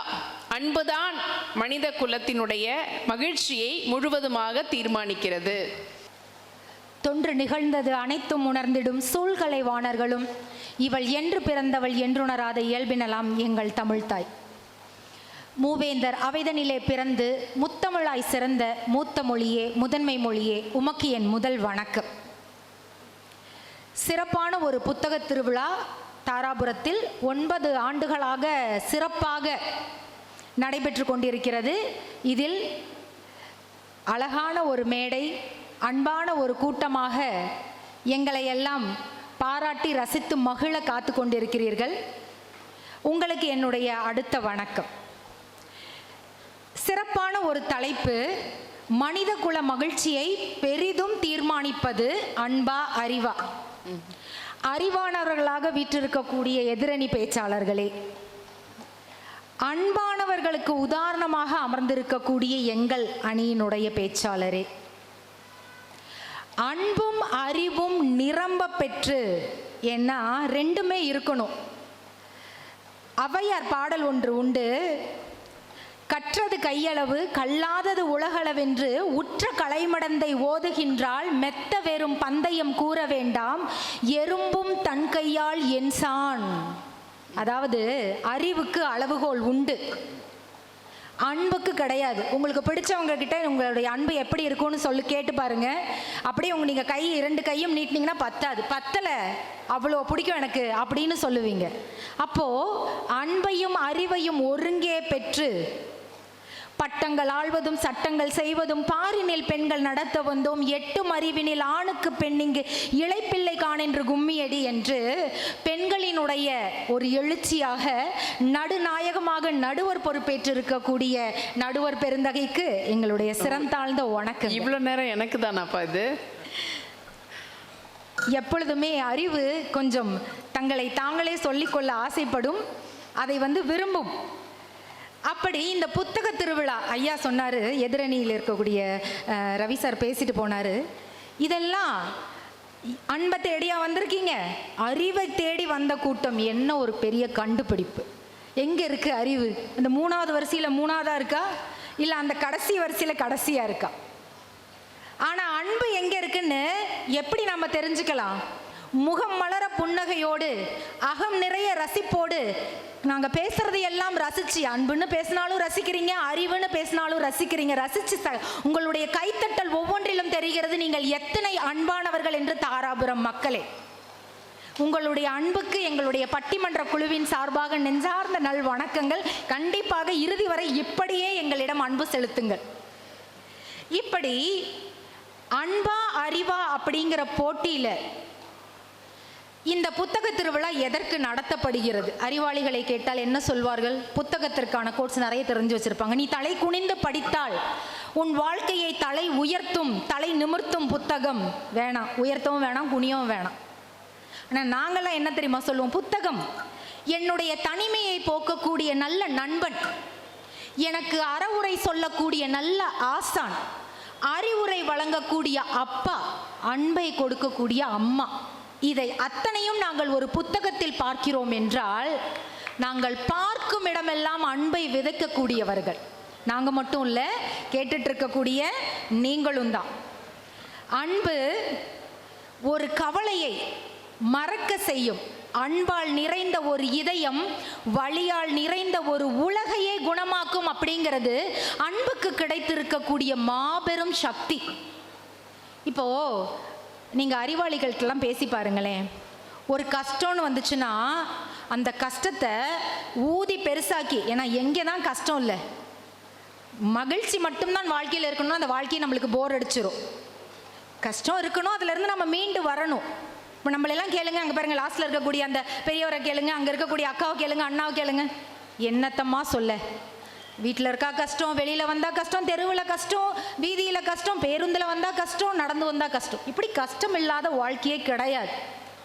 ஆனால் இந்த அறிவாளிகள் என்ன செய்வாங்கன்னா, இந்த கஷ்டத்தையே ஊதி பெருசாக்கி, இதுவாகிடுமோ அதுவாகிடுமோ, இப்படி ஆகிடுமோ அப்படி ஆகிடுமோன்னு நம்ம குழப்பி ஒரு வழியா நம்மளை உருக்குலைச்சிரும். இந்த அறிவாளிகள்கிட்டலாம் கஷ்டத்துக்கு சமாதானப்படுத்தணும்னு எங்களை மாதிரி இருக்கக்கூடிய அன்பாளிய ஒருத்தர் அப்படிதான் போனாராம். ரொம்ப கஷ்டத்துல வாழ்க்கையே வெறுத்து ஒரு அறிவாளி பேசினாராம், என்னப்பா வாழ்க்கை இது, பேசாம வாழ்றதுக்கு எங்கேயாவது போயிடலாம் சன்னியாசம் வாங்கிட்டு அப்படின்னு சோகத்துல இருக்கிறார் அன்பானவர்கள். எங்களை போல இருக்கக்கூடிய அன்பானவர்கள் அவர்கிட்ட போறாங்க. என்னப்பா கஷ்டம் கஷ்டன்ற இந்த வார்த்தையெல்லாம் நீ பேசலாமா, கிளம்பி வா, நல்ல ஒரு பார்க்கு பீச்சுன்னு போயிட்டு வரலாம், உன் கஷ்டத்தையெல்லாம் மறக்கிறான். அறிவாளிகள் எதற்கும் ஒத்து வர மாட்டாங்க. இந்த எண்ணத்தை கண்ணையான்னு ஒரு பழைய திரைப்பட நடிகர் கேட்டிருக்கீங்களா? எதெடுத்தாலும் எண்ணத்தைன்னு சொல்லுவார். அப்படிதான் இந்த அறிவாளிகள். பார்க்குக்கு வாங்க பீச்சுக்கு வாங்கன்னு கூப்பிட்டா உடனே அவங்க எண்ணத்தை பார்க்குக்கு எண்ணத்தை பீச்சுக்கு அதே ஊஞ்சல் அதே கூச்சல். ஆட போப்பா, என்னப்பா எப்படி சொல்லிட்ட, சரி வேணாம், கோவிலுக்கு வா, சாமி கிட்ட நம்மளுடைய கஷ்டத்தை சொல்லலாம், உன்னுடைய கஷ்டம்லாம் தீந்துரும். எண்ணத்தை பெருமாளை கும்பிடு, எண்ணத்தை சிவனை கும்பிடு, எல்லா சாமியும் கும்பிட்டு மட்டும் எனக்கு இப்போ என்ன நல்லது செஞ்சுச்சு, ஆட போப்பா, சரி விடு, கோவிலும் வேணாம் பீச்சும் வேணாம், வாப்பா வயிறு நிறைய சாப்பிட்டு வரலாம், நீ சாப்பிட்டீன்னா உனக்கு கொஞ்சம் கோபம் குறையும், கொஞ்சம் சமாதானமாகும். எண்ணத்தை இட்லியை தின்னு, எண்ணத்தை பூரியை தின்னு, தோசையை தின்னு, ஆட போப்பா, சாப்பிட்டு சாப்பிட்டு இத்தனை வருஷம் எண்ணத்தை வாழ்ந்து கிழிச்சோம். அதாவது அன்பை கொண்டு போறவங்களை கூட இந்த அறிவாளிகள் என்ன பண்ணிடுவாங்க, கொலை காண்டில் கொலை வெறியாக்கி உனக்கெல்லாம் நான் சமாதானப்படுத்த வந்ததை தப்புன்னு சொல்லிட்டு ஓட வச்சிரும். இதுதான் அறிவாளிகளினுடைய சிந்தனையாக எப்பொழுதுமே இருக்கும். ஆனால் அன்பானவர்கள் நாங்களாம் முயற்சியை தளர விட மாட்டோம். வேதாளம் எத்தனை முறை ஏறினாலும் விக்ரமாதித்தன் பேசி பேசி இறக்குற மாதிரி உங்களை பேசி பேசி அன்பு ஒளியில் நாங்கள் கண்டிப்பாக மாற்றுவோம். எதிரணியையும் மாற்ற போகிறோம். முடியும் போது உங்களுக்கே தெரியும். நம்ம ரவி சார் சொன்னார் இல்லையா, இந்த தப்பு செஞ்சா எல்லாரும் கேள்வி கேட்பாங்க. என்ன கேள்வி கேட்பாங்க? அன்பை மையப்படுத்தி உங்களுடைய கேள்வி இருக்குமா? அன்பை மையப்படுத்தி உங்களுடைய கேள்வி இருக்குமா? அன்பு இருக்கான்னு யாராவது கேட்பாங்களா? அறிவு இருக்கா? அறிவு இருக்கிறவன் இப்படி செய்வானா? இப்படி கேட்டுக்கிட்டே இருப்பாங்க. அன்பை கேட்குறாங்களா? ஏன் கேட்கணும்? அன்பு இருந்தா நாங்கள் உங்களை தப்பே செய்ய விட்டுருக்க மாட்டோமே. அன்பு உங்களை தப்பே செய்ய விடாது. அறிவு தான் தப்பு செய்ய தோன்றும். அதனால அன்பு இருக்கிறவங்க கண்டிப்பாக தப்பு செய்ய மாட்டாங்க. ஒரு துண்டு சீட்டு கொடுத்தாங்கன்னு சொல்லி ஐயா கேட்டார் இல்லையா, அது துண்டு சீட்டு இல்லை, அன்பால நீங்களுக்கு கொடுத்த ஒரு பரிசு சீட்டு. அதில் எழுதியிருந்தது பல்லாண்டு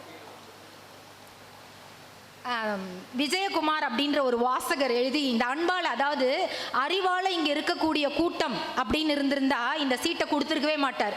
என்னத்தையோ அறிவா 4 பேரும் பேசிட்டு போட்டுன்னு விட்டுருப்பார். ஆனா அன்பா, பாவம் பிள்ளைங்க எங்கிருந்தோ தாராபுரத்தில் கூவிட்டு இருக்குதுங்க அப்படின்னு சொல்லி எங்களுக்காக ஒரு அன்பு சீட்டு கொடுத்து அனுப்பிச்சார். என்னன்னா, அம்மா பல்லாண்டு வாழ்கன்னு ஒரு எம்ஜிஆர் படம்மா, 6 சிறை கைதிகளை அவ்வளோ அன்பை செலுத்தி திருத்துவார். அந்த படத்தை 40 வருஷம் ஆகி இன்னும் நானும் ஒரு தடவை படத்தில் நம்மளுடைய தொலைக்காட்சிகளை ஓட்டிட்டு இருக்கிறாங்க. பார்த்தாங்களான்னு கேளுமா எதிரணியன்னாரு. நன்றி ஐயா, விஜயகுமார் ஐயா, பார்த்தீங்களா சொல்லுங்க. 2 பேரும் உள்ளூர்லயே ஆளை பிடிச்சி எழுத வச்சாச்சு. இது அன்பால் சேர்ந்த கூட்டம் நடுவர் அவர்களே தானா சேர்ந்தது. அப்படிதான் இருக்கும். அறிவு அறிவுன்னு பேசுறாங்க இல்லையா, அறிவா பேசுங்க, வேணான்னு சொல்லலை. எல்லாருடைய கைத்தட்டல் வாங்குங்க, வேணான்னு சொல்லவே இல்லை. காசு வாங்கி யாருக்கிட்ட கொடுப்பீங்க? அறிவா உங்க கூட வரமே, நாங்கள்லாம் நட்புல எங்க கிட்ட கொடுத்துருவீங்களா? யார்கிட்ட கொடுப்பீங்க? அன்பா இருக்கிற உங்க மனைவி கிட்ட, ஆசையா அன்பா பேசுற உங்க மகள்கிட்ட போய் கொடுப்பீங்களா? அதுதான் நிரந்தரம், அதுதான் நிச்சயம். அதே மாதிரி முதியோர் இல்லத்தை பத்தி பாவம் சார் ரொம்ப புலம்புனார். முதியோர் இல்லத்தில் அந்த பாட்டி கேட்டுச்சான், எனக்கு நீ இந்த பூனையவாது விட்டுட்டு போ. ஒரு பொன்மொழி உண்டு. என்னன்னா, ஒரு முதியவர் வயதான காலத்தில் ஒன்று சொன்னாரா, வயதான காலத்தில் தன் கூட இருக்கிற 2 மகன்களினுடைய பெருமிதம் அந்த முதியவருக்கு எப்பொழுதுமே உண்டு. அவர் சொன்னாரா, இங்கே பாருங்க, எனக்கு 2 பையங்க, உடம்பு சரியில்லாத இருக்கிறாரு, சின்ன பையன் கால் அமுத்திட்டு இருக்கிறான். அந்த மருத்துவர்கிட்ட சொல்கிறேன், எனக்கு 2 பையங்க, அறிவாளி பையன் முதல் பையன், இது ஒரு முட்டா பையன் காலை பிடிச்சிட்டு உட்காந்துருக்கிறான் பாரு. சரி, அறிவாளி பையன் எங்கேங்க? அறிவாளி பையன் நல்லா படித்து நல்ல வேலையில் வெளிநாட்டில் இருக்கிறாங்க, இது முட்டா பையன் ஒரு படிப்பு ஏறல பாருங்க, என் காலில் கிடக்குது அப்படின்னு. அன்பு மட்டும்தான் உங்களுக்கு நிரந்தரமாக உங்களை எல்லா சூழ்நிலைகளிலும் கண்ணீர் வராமல் காப்பாற்றும். கண்டிப்பாக அறிவு காப்பாற்றாது என்பதை ஒவ்வொருவரும் நீங்கள் உணரணும். இறுதியாக ஒன்றே ஒன்று சொல்லி என்னுடைய உரையை நான் நிறைவு செய்கின்றேன். உங்களுக்கு பிடிச்ச அறிவானவர்களை, உங்களுக்கு தெரிஞ்ச, ஏன்னா பிடிச்சதில் அறிவானவர்களே வரமாட்டாங்க, உண்மை. உங்களுக்கு தெரிஞ்ச அறிவானவர்கள்னா உங்களை கேட்டாலும் சரி, என்ன கேட்டாலும் சரி, எனக்குலாம் யார் தெரியுமா ஞாபகம் வரும்? ரொம்ப இரிட்டேட்டிங், என் ஸ்கூலில் இருக்கிற top bench, top mark, rank holder. அதுவும் ஒன்றும் உதவி செய்யாது, எங்களையும் படிக்க விடாது, அது மட்டும் படித்து பாஸ் ஆகணும்னு நினைக்கும். இந்த மாதிரி அறிவாளிகளை பார்த்தாவே இரிட்டேட் ஆகும். உண்மையா இல்லையா? அன்பானவங்கன்னு கேளு, உங்களுக்கு பிடிச்ச அன்பானவங்க அப்படி எப்படி ஞாபகம் வருவாங்க? இடுப்பில் வைத்து இனிப்பாய் கதை சொன்ன அம்மா, தோல் சப்பாரத்தின் சுகமுணர்த்திய அப்பா, நம்ம தடுமாறும் பொழுது நம்மை தட்டி கொடுக்கக்கூடிய தாத்தா, நம் தலையை கோதக்கூடிய பாட்டி, நம்முடைய கன்னத்தை கிள்ளக்கூடிய அக்கா, காதை திருகக்கூடிய அண்ணா, எல்லா சூழ்நிலைகளிலும் கை கொடுக்கக்கூடிய நம்மளுடைய நண்பர்கள், இப்படி அன்பானவர்கள்ன்ற பட்டியல் நீண்டு கொண்டே போகும். அதுதான் அன்பு வெல்லும். அன்புதான் இந்த உலகினுடைய சாராம்சங்கிறதுக்கான பதில் தான் இது எல்லாமே.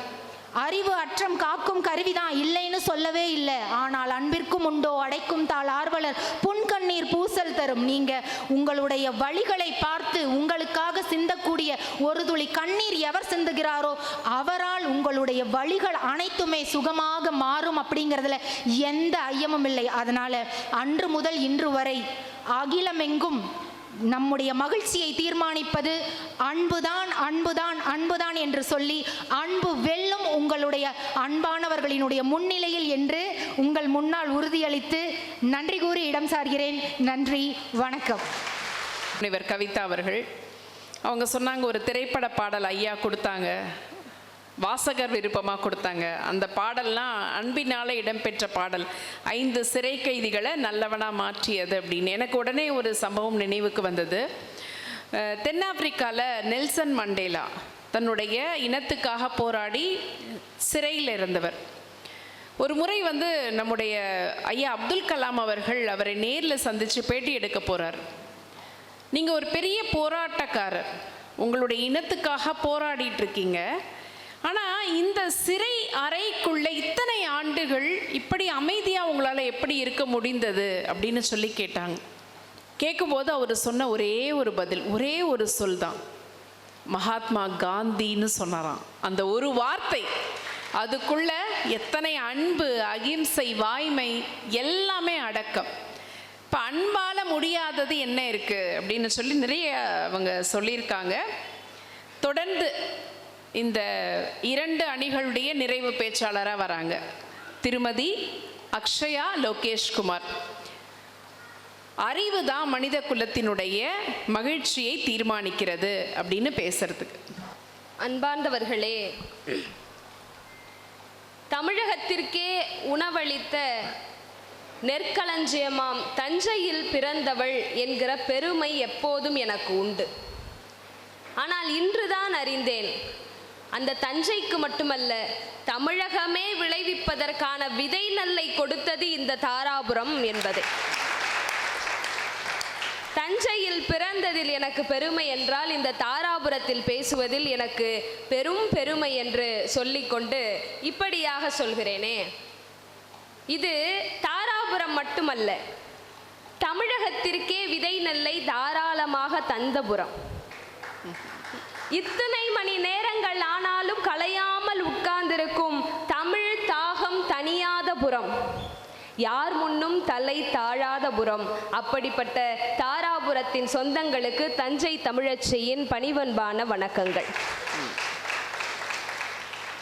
இத்தகைய ஒரு அறிவு திருவிழாவை இங்கே ஏற்பாடு செய்து நடத்தி கொண்டிருக்கக்கூடிய அனைத்து சான்றோர்களுக்கும் என்னுடைய வணக்கம். பேரன்பிற்கும் பெரும் மதிப்பிற்கும் உரிய நடுவர் அவர்களுக்கும், மேடையில் வீற்றிருக்கக்கூடிய என் மதிப்புமிகு பேச்சாளர் பெருமக்களுக்கும் என் பணிவன்பான வணக்கங்களை தெரிவித்துக் கொள்கிறேன். நம்முடைய பட்டிமன்றத்தின் தொடக்கத்திலேயே நடுவரம்மா அவர்கள் சொன்னார்கள், மாவு இட்லியாகி தோசையாகி ஆனியன் தோசையாகிய கதை. அதே மாதிரி எனக்கும் ஒரு கதை உண்டு. என்னோடது ரவை கதை. ரவை இருக்குல்ல, அந்த கதை. ஏன்னா அங்கேயாவது ஒரே மாவு வேற வேற ஆச்சு. எனக்கு எப்படின்னா, சர்க்கரை போட்டு கேசரியாக ஆக வேண்டிய ரவை உப்பு போட்டு உப்மாவாக மாறியது. ஏன் தெரியுமா? இந்த அணியில பேசுவதற்காக அழைக்கப்பட்டவள் நான். தாராபுரம் வந்த பிறகு சில மாற்றங்கள் காரணமாக அறிவேன்னு பேச சொன்னாங்க. ஆனாலும் என் குழுவினுடைய அன்பு வேண்டுகோளை ஏற்றுக்கொண்டு பேசுவதற்கான தைரியத்தை எனக்கு கொடுத்தது என்னுடைய அறிவு. சில நேரத்துல கேசரியை விட உப்புமா தேவைப்படும். உப்புமா சுவையாகவும் கூட இருக்கும். அது மாதிரியான உப்புமா தான் நம்ம அக்ஷயா. கேசரி கூட திகட்டி விடும், உப்புமா திகட்டாது, உணவாகவே இருக்கும் என்பதனால் மனித குலத்தின் மகிழ்ச்சியை தீர்மானிப்பது, மனித குலத்தின் மகிழ்ச்சியை தீர்மானிப்பது அறிவுதான் என்று என்னுடைய வாதத்தை நான் இங்கே தொடங்குகிறேன். நம்முடைய நிகழ்வு தொடங்கியதிலிருந்து அடிக்கடி பேசப்படும் பெயர் ஏபிஜே அப்துல் கலாம் ஐயா அவர்கள். கலாம் ஐயா அவர்களிடம் உங்களுடைய கண்டுபிடிப்புகளில் உங்களுக்கு நீங்கள் பெருமையாக நினைப்பது எது என்று கேட்டபோது, விண்ணுக்கு செயற்கை கோளை அனுப்பியதை விட பிஞ்சு குழந்தைகளுக்கு செயற்கை கால் கொடுத்ததுதான் எனக்கு பெருமை என்று அவர் சொன்னது நாம் எல்லோரும் அறிந்தது. அவர் இந்த பிஞ்சு குழந்தைகள் 4 கிலோ செயற்கை காலை தூக்கி கொண்டு நடக்க முடியாமல் சிரமப்படுவதை பார்க்கிறார். இந்த குழந்தைங்களுக்கு ஏதாவது ஒரு மாற்றம் கொடுக்கணும் என்று 400 கிராம் எடையில் ஒரு செயற்கை காலை கண்டுபிடித்தார். அந்த குழந்தைங்களை நானும் பார்த்தேங்க. எனக்கும் ரொம்ப பாவமாக இருந்தது. ஒரு தாயாக ரொம்ப வருத்தமாக, அப்போ நான் தாய் இல்லை, ஒரு வருத்தமாக இருந்தது. இந்த குழந்தைங்க இவ்வளோ சிரமப்படுறாங்களே. அதே மாதிரி எதிரணியில் இருக்கிற தனபாலன் அவர்களும் பார்த்து அந்த மாற்றுத்திறனாளி குழந்தைகளுக்காக வருத்தப்பட்டார்கள். ஆனால் எங்களால் வருத்தம் மட்டும்தான் பட முடிந்தது ஒரு அன்பான மனிதராக. ஆனால் அப்துல் கலாம் ஐயா அவர்களால் தான் ஒரு கண்டுபிடிப்பை நிகழ்த்தி மாற்றத்தை கொண்டு வர முடிந்தது. அதற்காக அன்பு இருந்தால் நம்மால் பாவப்படத்தான் முடியும், அறிவு இருந்தால் தான் மாற்றத்தை கொண்டு வர முடியும். ஐயா, உங்க ஊர் பக்கத்துல கோவையில இன்றைக்கு பல உலக சாதனைகளை செய்யறாங்க. உங்க கோவையை சேர்ந்த ஸ்ரீதிவ்யாங்கிற ஒரு 2 குழந்தைக்கு தாயான ஒரு பெண் ஒரு உலக சாதனை செஞ்சிருக்கிறாங்க. என்ன சாதனை அப்படின்னா, 7 மாதங்களில் 106 லிட்டர் தாய்ப்பாலை தானமாக வழங்கிய பெண் என்று ஒரு சாதனையை செய்திருக்கிறார்கள். இப்ப நீங்க சொல்லுவீங்க, தாய்ப்பால் கொடுப்பதற்கு அன்புதானே வேண்டும். இங்கு பல தாய்மார்களிடம் தாய்ப்பால் இருந்தாலும் அதை பிறருக்கும் தானமாக கொடுக்கலாம் என்கிற அறிவை கொடுத்த கல்விதான் இன்றைக்கு அப்படி ஒரு மாற்றத்தை கொண்டு வந்து பல ஊட்டச்சத்து குறைபாடுள்ள குழந்தைகளின் உயிரை காப்பாற்றி இருக்கிறது என்று சொன்னால், உங்கள் அன்பை நீங்கள் எப்படி பயன்படுத்த வேண்டும் என்ற வழியை சொல்லிக் கொடுப்பது அறிவாக இருக்கிறது என்பதுதானே எங்களுடைய வாதம். இன்னொரு தாய்ங்க, ஒரு தாய் 10 மாதம் ஒரு குழந்தையை சுமந்து பெறுகிற பொழுது அவள் எத்தனை கற்பனைகளோடும் கனவுகளோடும் பெற்றிருப்பாள். அப்படி ஒரு குழந்தைய 10 மாதம் தாங்கி பெத்தெடுக்கிறா. 3 நாள்ல அந்த குழந்தை இறந்து போகுது. அந்த தாயினுடைய மனநிலை உங்களுக்கு தெரியும். அன்பு மிக்க, அது அன்பின் உதாரணமாக நாம் காட்டக்கூடிய ஒரு தாய் தன் குழந்தையை இழந்த வழியில் இருந்தால் அவள் அழுதாள். ஆனால் அழுது கொண்டே இருக்கவில்லை, அறிவுபூர்வமாக அடுத்தது ஒரு வேலையை செய்தார். எனக்கு குழந்தை இல்லை, ஆனால் தாய்ப்பால் சுரப்பு இருக்கிறது. பல குழந்தைகளுக்கு தாய்ப்பால் தேவைப்படுகிறது, ஆனால் அம்மாக்கள் இல்லை என்று சொல்லி மறைந்து போன தன் பிள்ளையின் துக்கத்தை மறைத்து விட்டுவிட்டு அறிவுபூர்வமாக பல குழந்தைகளுக்கு தாய்ப்பால் தானத்தை செய்து கொண்டு இருக்கிறாள் என்று சொன்னால், எத்தனை ஆண்டுகளுக்கு தான் அன்பும் அழகும் தான் பெண்களுக்கு அழகு என்று சொல்வீர்கள்? அறிவுதான் பெண்களுக்கு அழகு என்று சொல்லி பழகுங்கள். ஆக அப்படிப்பட்ட அறிவுதான் மனித குலத்திற்கே, ஒட்டுமொத்த மனித குலத்திற்கே மகிழ்ச்சியை கொடுக்கும் என்பதுதானே இன்றைக்கு உடல் உறுப்பு தானம். நம் வீட்டில் யாராவது இறந்துட்டா நாம் கதறி அழுகிறோம், அன்புதான். ஆனால் அதன் பிறகு அறிவுபூர்வமாக சிந்தித்து அந்த உடல் உறுப்புகளை தானம் செய்து ஒரு உயிர் மறைந்தால் என்ன, 7-8 உயிர்கள் இங்கு காப்பாற்றப்படுகின்றன என்று சொன்னால், அந்த முற்போக்கான அறிவுதான் இன்றைக்கு மனித குலத்தின் மகிழ்ச்சியை கொடுத்து கொண்டிருக்கிறது. அது மட்டும் இல்லை, இங்கு அறிவு எல்லா இடங்களிலும் இருக்கு. ஆனால் அன்போடு கூடிய அறிவுதான், மன்னிக்கணும், இங்க அன்பு எல்லா இடங்களிலும் இருக்கு, அன்பு எல்லா இடங்களிலும் இருக்கு. ஆனால் அறிவு உள்ளவர்களுக்கான அன்புதான் பண்பட்ட அன்பாக இருக்கும். எப்படி சொல்றேன் தெரியுங்களா? சமீபத்தில் ஒரு டாக் ஷோ நடந்துச்சு, ஒரு தனியார் தொலைக்காட்சியில் பிரபலமான டாக் ஷோ, நாய்களை பற்றிய ஒரு டாக் ஷோ. நீங்க எல்லாரும் பார்த்திருப்பீர்கள். 2 பக்கமும் அன்பானவர்கள் தான். ஒருவர் ஒரு பக்கம் அமர்ந்திருப்பவர்கள் நாய் மீது அன்பு செலுத்துபவர்கள், 5 அறிவு உயிரினமாக இருந்தாலும் நாய் மீது அன்பு செலுத்தும் அளவிற்கு மனிதநேயம் மிக்கவர்கள். இன்னொரு பக்கம் அமர்ந்திருப்பவர்கள் மனிதர்களின் மீது அன்பு செலுத்தவர்கள். ஆனால் 2 பேருமே அன்பானவர்கள் தான். ஆனால் யார் மீது அன்பு செலுத்துவது முக்கியம் என்கிற மனநிலையை, என்கிற தெளிவை கொடுப்பது அறிவாகத்தானே இருக்கிறது. அப்ப அறிவோட கூடிய அன்பு தானே, நீங்கள் சொல்கிற அன்பு முக்கியம். ஆனால் அந்த அன்பிற்கு பின்பு அறிவு இருந்தால் தானே அது பண்பட்டதாக இருக்க முடியும். அதனால் தான் இன்றைக்கு அந்த அறிவு இல்லாமல் தான் நான் அன்பு செலுத்துகிறேன், காதல் செய்கிறேன் என்கிற பெயரில் இங்கு பல ஆசிட் வீச்சுகள் பெண்கள் மீது நடந்து கொண்டு இருக்கிறது என்று சொன்னால் அது முட்டாள்தனமான அன்புதான் காரணம். ஒரு சமீபத்தில் நம்முடைய தமிழகத்தில் நடந்த ஒரு விஷயத்தை சொல்றேன். ஒரு தாய் இருக்கா, அவளுக்கு பிள்ளை இருக்கு. எல்லா அம்மாக்களுக்கும் தான் பிள்ளை நல்லா படிச்சு ஃபர்ஸ்ட் ரேங்க் வாங்கணுங்கிற ஆசை இருக்கும். அதே மாதிரி பக்கத்து வீட்லயும் ஒரு பிள்ளை இருக்கு, அந்த பிள்ளையும் நல்லா படிக்குது. 2 குழந்தையும் போட்டி போட்டு படிச்சுக்கிட்டே வரும்போது ஒரு லெவலுக்கு மேல இந்த தாய் அன்பு முற்று என்ன செய்யறா, தான் புள்ள தான் முதல் மார்க் வாங்கணும் என்கிற காரணத்தினால அந்த பக்கத்து வீட்டு குழந்தைக்கு கூல்ட்ரிங்க்ஸ்ல விஷத்தை கலந்து கொடுக்குறா. இந்த தாயினுடைய அன்பை நீங்கள் போற்றுவீர்களா, இல்ல அறிவு கெட்ட முட்டாள்தனமான இந்த செயலை நீங்கள் தூற்றுவீர்களா? இதுதான் என்னுடைய கேள்வியாக இருக்கு. அது மட்டும் இல்லைங்க, இங்கிருந்து கொஞ்ச தூரம் தான் பொள்ளாச்சி இல்லைங்களா? பொள்ளாச்சி என்று சொன்னாலே அதனுடைய இயற்கை சூழல் நம் நினைவிற்கு வந்தது ஒரு காலம். ஆனால் இன்றைக்கு பொள்ளாச்சி என்று சொன்னாலே சில ஆண்டுகளுக்கு முன்பு அண்ணா என்னை அடிக்காதீங்க அண்ணா என்று அலறிய ஒரு பெண்ணினுடைய குரல் தானே நம்முடைய காதுகளில் கேட்கிறது. பல விஷயம் இருக்கு, அதுக்குள்ள நான் போகல. ஆனா ஒரு பெண் அண்ணா என்று அழைத்து அழுறா. அப்ப தன் கூட பிறக்காத யாருக்கோ பிறந்த ஒருவனின் மீது பாசம் வைத்து அவள் அன்போடு அண்ணா என்று தான் அழைத்து அவள் கூட சென்றாள். ஆனால் அவள் அன்பானவள், ஆனால் யார் மீது அன்பு வைக்க வேண்டும் என்று தெரியாத அறிவு கெட்டவள் அவள். ஆக இன்றைக்கு பெண்கள் யார் மீது அன்பு வைக்க வேண்டும் என்கிற தெளிவு எப்படி கிடைக்கும்? கல்வியும் பகுத்தறிவும் கொடுக்கிற அறிவினால் தானே கிடைக்கும். நாம் இதே அப்துல் கலாம் அவர்களை பற்றி சொன்னோமே, அதே அப்துல் கலாம் அவர்கள் அணு ஆயுத தயாரிப்பிலும் உடன் இருந்து பணிபுரிந்தாரே, எதுக்கு?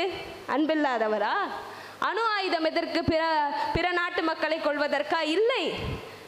22 நாடுகளிடம் அணு ஆயுதம் இருக்கு. ஆனால் மற்ற நாடுகள் எல்லாம் பிற நாட்டின் மீது போர் தொடுப்பதற்காக அணு ஆயுதங்களை கண்டுபிடித்து வைத்தன. ஆனால் நாம் அன்பு நிறைந்த நாடு என்றாலும் அறிவிலும் வளர்ச்சியடைந்த நாடாக பாதுகாப்போடு இருக்க வேண்டும் என்பதற்காக பிற நாட்டிலிருந்து பாதுகாப்பதற்காக நாம் அணு ஆயுதங்களை கண்டுபிடித்து வைத்தோம் என்று சொன்னால் இன்றைய காலத்தில் அறிவு தேவைப்படுகிறது தானே? இன்றைய சமூகத்தை நீங்கள் நினைத்து பார்க்க வேண்டும். நான் இப்படி சொல்றேனே, ஒரு தாய் அன்பானவளாக இருந்தால் அந்த குடும்பம் நல்லா இருக்கும். ஒரு தாய் அன்பானவளாக இருந்தால் அந்த குடும்பம் நன்றாக இருக்கும். ஆனால் அதே தாய் அறிவானவளாக இருந்தால் இந்த சமூகமே நன்றாக இருக்கும். ஒரு உதாரணத்தை சொல்றேன். பட்டுக்கோட்டையில யோகலட்சுமின்னு ஒரு பொண்ணு. அந்த பொண்ணு நம்முடைய இந்தியாவின் சார்பாக ஓட்டப்பந்தயத்தில் ஏசியன் கேம்ஸ்ல ஓடுறான். ஓடி காலையில் சொல்கிறா அவங்க அம்மாட்ட ஃபோன் பண்ணி, அம்மா இன்னைக்கு போட்டி நான் ஓட போகிறேன். சரிம்மா. திரும்ப போட்டி முடிஞ்ச பிறகு ஃபோன் பண்ணி சொல்கிறா, அம்மா நான் நம்மளுடைய இந்தியாவிற்கு தங்கப்பதக்கத்தை வாங்கிட்டேன் அப்படின்னு சொல்கிறா. அதுக்கு பிறகு அந்த அம்மா சொல்கிறாங்க, ரொம்ப மகிழ்ச்சிடா தங்கம், ஆனால் காலையிலேயே உங்கள் அப்பா இறந்து போயிட்டாரு. நீங்கள் யோசிச்சு பாருங்க, அன்பின் உணர்வில் அந்த சோகத்தின் உச்சியில் அந்த தாய் உன் தந்தை இறந்து விட்டால் என்று காலையிலேயே சொல்லி இருந்தால் பறிபோன அவர் தந்தையின் உயிர் திரும்பி இருக்காது. ஆனால் நம்முடைய தங்கம், நம் நாட்டிற்கான தங்கம் கிடைக்காமல் போயிருக்கும் அல்லவா? சார், அவள் கல்வி கற்றவள் இல்லை அந்த தாய். பட்டுக்கோட்டை பேருந்து நிலையத்தின் கழிப்பறையில் வேலை செய்பவள் அந்த தாய். கல்வியினால் மட்டும் வருவது அறிவல்ல. என்னுடைய நான் பெறாத கல்வியை, இந்த சான்றோர்கள் எல்லாம் போற்றுகிற கல்வியை என் பிள்ளை பெற வேண்டும், அவள் அறிவோடு வாழ்ந்து இந்த சமூகத்திற்கு பெருமை சேர்க்க வேண்டும் என்று நினைத்த அந்த தாயினுடைய அறிவு, புத்தி கூர்மை, அது நம்முடைய இந்தியாவிற்கு ஒரு தங்கப்பதக்கத்தை பெற்று தந்தது என்று சொன்னால் அன்பை விட பெண்களுக்கு அறிவு முக்கியம் என்பதை தெரிந்து கொள்ளுங்கள் அன்பானவர்களே. நான் ஒரே ஒரு செய்தியை சொல்லி முடிக்கிறேன். நம்முடைய சமூகம் இருக்கிறதே ரொம்ப அறிவார்ந்த சமூகம், மிக மிக அறிவார்ந்த சமூகம். பொதுவாக இந்த நாட்டுப்புற பாடல்கள்லாம் இருக்குல்ல, அது யார் எழுதுனான்னு தெரியாது, எங்கே பிறந்ததுன்னு தெரியாது. ஆனால் அதில் ஆழமான அறிவு இருக்கும், ஆழமான அறிவு இருக்கும். அந்த நாட்டுப்புற பாடல்களின் பட்டியலில் தான் இந்த தாலாட்டு பாடல்கள் வரும். ஒரு தாலாட்டு பாட்டு நம்ம எல்லாரும் கேட்டிருப்போம். மாம அடிச்சானோ மல்லிகைப்பூ செண்டாலே, அத்தை அடிச்சாலோ அரளிப்பூ செண்டாலே, சித்தி அடிச்சாலோ செண்பகப்பூ செண்டாலே, பாட்டி அடித்தாலோ பாலூட்டும் கையாலே, தாத்தா அடித்தாரோ தாழைனார் தலைப்பாலே, யார் அடிச்சு நீ அழுத அடிச்சார சொல்லி அழுன்னு ஒரு தாலாட்டு பாட்டு. அடிக்கிறதுக்கான ஆயுதங்கள், வெப்பன்ஸ்லாம் பார்த்தீங்களா? மல்லிப்பூ செண்டு, அரளிப்பூ செண்டு, தாழைனாரோட தலைப்பு. நீங்கள் யோசிச்சு பாருங்க, இதிலெல்லாம் அடித்து குழந்தைக்கு வலிக்க போகுதா? அந்த வலிக்காக குழந்தை அழ போகுதா? இல்லை. அதற்குள்ள ஒரு ஆழமான வாழ்வியல் அறிவு இருக்கு. என்ன தெரியுமா? சிறு குழந்தையாக அந்த குழந்தை இருக்கும்போதே அந்த தாய் தாலாட்டு பாடல் வழியாக சொல்கிறாள், உன்னை சுற்றி தாத்தா, பாட்டி, அத்தை, மாமா, சித்தி என இத்தனை சொந்தங்கள் இருக்கிறார்கள். நீ தவறு செய்யும் பொழுது உன்னை அடித்து திருத்துவதற்கான, உன்னை திட்டி பக்குவப்படுத்துவதற்கான உரிமை அவர்களுக்கு உண்டு. ஆனால் அவர்கள் அடிப்பதெல்லாம் உனக்கு வலிப்பதற்காக அல்ல, உனக்கு வலியை தெரிந்து கொள்வதற்காக அல்ல. அவர்கள் அடிப்பதெல்லாம் உனக்கு வலியை காட்டுவதற்காக அல்ல, வழியை காட்டுவதற்காக என்கிற எவ்வளவு பெரிய வாழ்வியல் அறிவை போற போக்கில் சொல்லிவிட்டு போன அறிவார்ந்த சமூகமாக நம்முடைய தமிழ் சமூகம் வாழ்ந்திருக்கிறது என்று சொன்னால், அன்பில் உருவானது நம்முடைய சமூகம். ஆனால் அந்த அன்பிற்குள்ளேயே அறிவை புதைத்து வைத்திருந்தது. மேலே அன்புதான் முக்கியம் போல் என்று தெரியும், ஆனால் அதற்கு உள்ளே ஒவ்வொரு அணுவிலும் அந்த அன்போடு சேர்ந்த, அந்த அன்பை விட விஞ்சிய அறிவியலும் அறிவும் இருப்பதனால் தான் இன்றைக்கும் தமிழர் இலக்கியங்களும் தமிழரினுடைய அறிவும் உலகத்திலேயே மூத்த மொழியாகவும் மூத்த அறிவாகவும் போற்றப்படுகிறது என்று சொன்னால், மனித குலத்தின் மகிழ்ச்சிக்கு அன்றல்ல என்றல்ல என்றைக்குமே அறிவுதான் தேவை என்று சொல்லி வாய்ப்பளித்தவர்களுக்கும் வாய்மொழி கேட்டவர்களுக்கும் நன்றி கூறி விடைபெறுகிறேன். நன்றி, வணக்கம். ரொம்ப பிரமாதமாக பேசியிருக்காங்க அக்ஷயா. அவங்க சொன்ன பட்டியல்லையே எல்லாருக்குமே ரொம்ப பிடிச்சது, ரசித்தது, எல்லா பக்கமும் அன்பு இருக்குது. பொள்ளாச்சி அந்த சம்பவத்தெல்லாம் விளக்கமாக சொல்லலைன்னா கூட தொட்டு காட்டி, அந்த பொண்ணு அண்ணா அண்ணான்னு கூப்பிட்டுச்சு, அன்பு வச்சது தப்பில்லை, யார் மீது அன்பு வைக்க வேண்டும் என்பதற்கும் ஒரு அறிவு வேண்டும்னு சொன்னாங்கல்ல. அதுதான் இன்னைக்கு பிள்ளைகளுக்கு தெரியாமல் இருக்குது. எல்லார் மேலேயும் அன்பு வைக்கிறாங்க. நம்ம இப்போல்லாம் யூடியூப்போ இன்ஸ்டாகிராமோ பார்க்குறதுக்கே பயமாக இருக்குது. விதவிதமான கதைகள். நம்ம இந்த தமிழ் சமுதாயத்தில் தான் வாழ்ந்துட்டுருக்கோமா, இதெல்லாம் இங்கே தான் நடக்குதா, நம்மளை சுற்றி தான் நடக்குதாங்கிற மாதிரி அன்புங்கிற பேரில் நிறைய அபத்தங்கள் நடக்கிறத நம்ம பார்க்குறோம். சரியான அன்பான ஒரு வாழ்க்கை வாழ்வதற்கும் அந்த புரிதலுக்கும் அறிவு வேணும் அப்படின்னு சுட்டி காட்டியிருக்காங்க. ரொம்ப அழகாக பேசியிருக்காங்க. அவர்களுக்கு வாழ்த்துக்களை சொல்லிக்கொண்டு, இப்போ ரெண்டு பக்கமும் பேசியாச்சு இல்லைங்களா? அன்பும் இவங்க நிறைய அன்பு தான் உலகம், அன்பு சூழ் வாழ்க்கை அப்படின்னு முடிச்சிருக்காங்க. இவங்க அறிவில்லாத அன்பை வைத்துக்கொண்டு என்ன செய்ய முடியும்? அந்த அன்பை சரியாக புரிவதற்கும் கூட அறிவினுடைய துணை வேண்டும் அப்படின்னு சொல்லியிருக்காங்க. இப்போ இவங்க ரெண்டு பேரும் பேசுனதுலேருந்து லேசாக தொட்டு காட்டி என்னெல்லாம் அவங்க பேசுனாங்கன்னு எடுத்துட்டோன்னா, எது இந்த தலைப்புக்கு பொருத்தமான தீர்வாக இருக்கும் அப்படின்னு நம்ம முடிவு பண்ணிடலாம். இப்போ இந்த அறிவுங்கிறது எதுக்குள்ள, அந்த அறிவுக்குள்ள என்னெல்லாம் அடங்குது அப்படின்னு தொடக்க காலத்துலேருந்து யோசிச்சோன்னா, மனிதன் தொடக்க காலத்தில் வேட்டை சமூகத்தை சார்ந்தவன். வேட்டையாடி தான் அவன் வாழ்க்கையை தொடங்குறான். வேட்டையாடுகிற காலத்தில் கோரமான பற்களும் கூரிய நகங்களும் தான் அவனுடைய உடம்போடு சார்ந்திருந்திருக்கு. வேளாண் சமூகத்துக்கு மாறும்போது இதெல்லாம் உதிர்ந்துருச்சு, மனசு பண்பட ஆரம்பிக்குது. மிருகங்கள் அப்படின்னா அது வதைக்கிறதுக்காக தான் அப்படின்னு நினைச்சவன் உயிர்கள் மேல நேசமும் வைக்கலாம் அப்படின்னு கண்டுபிடிக்கிறான்.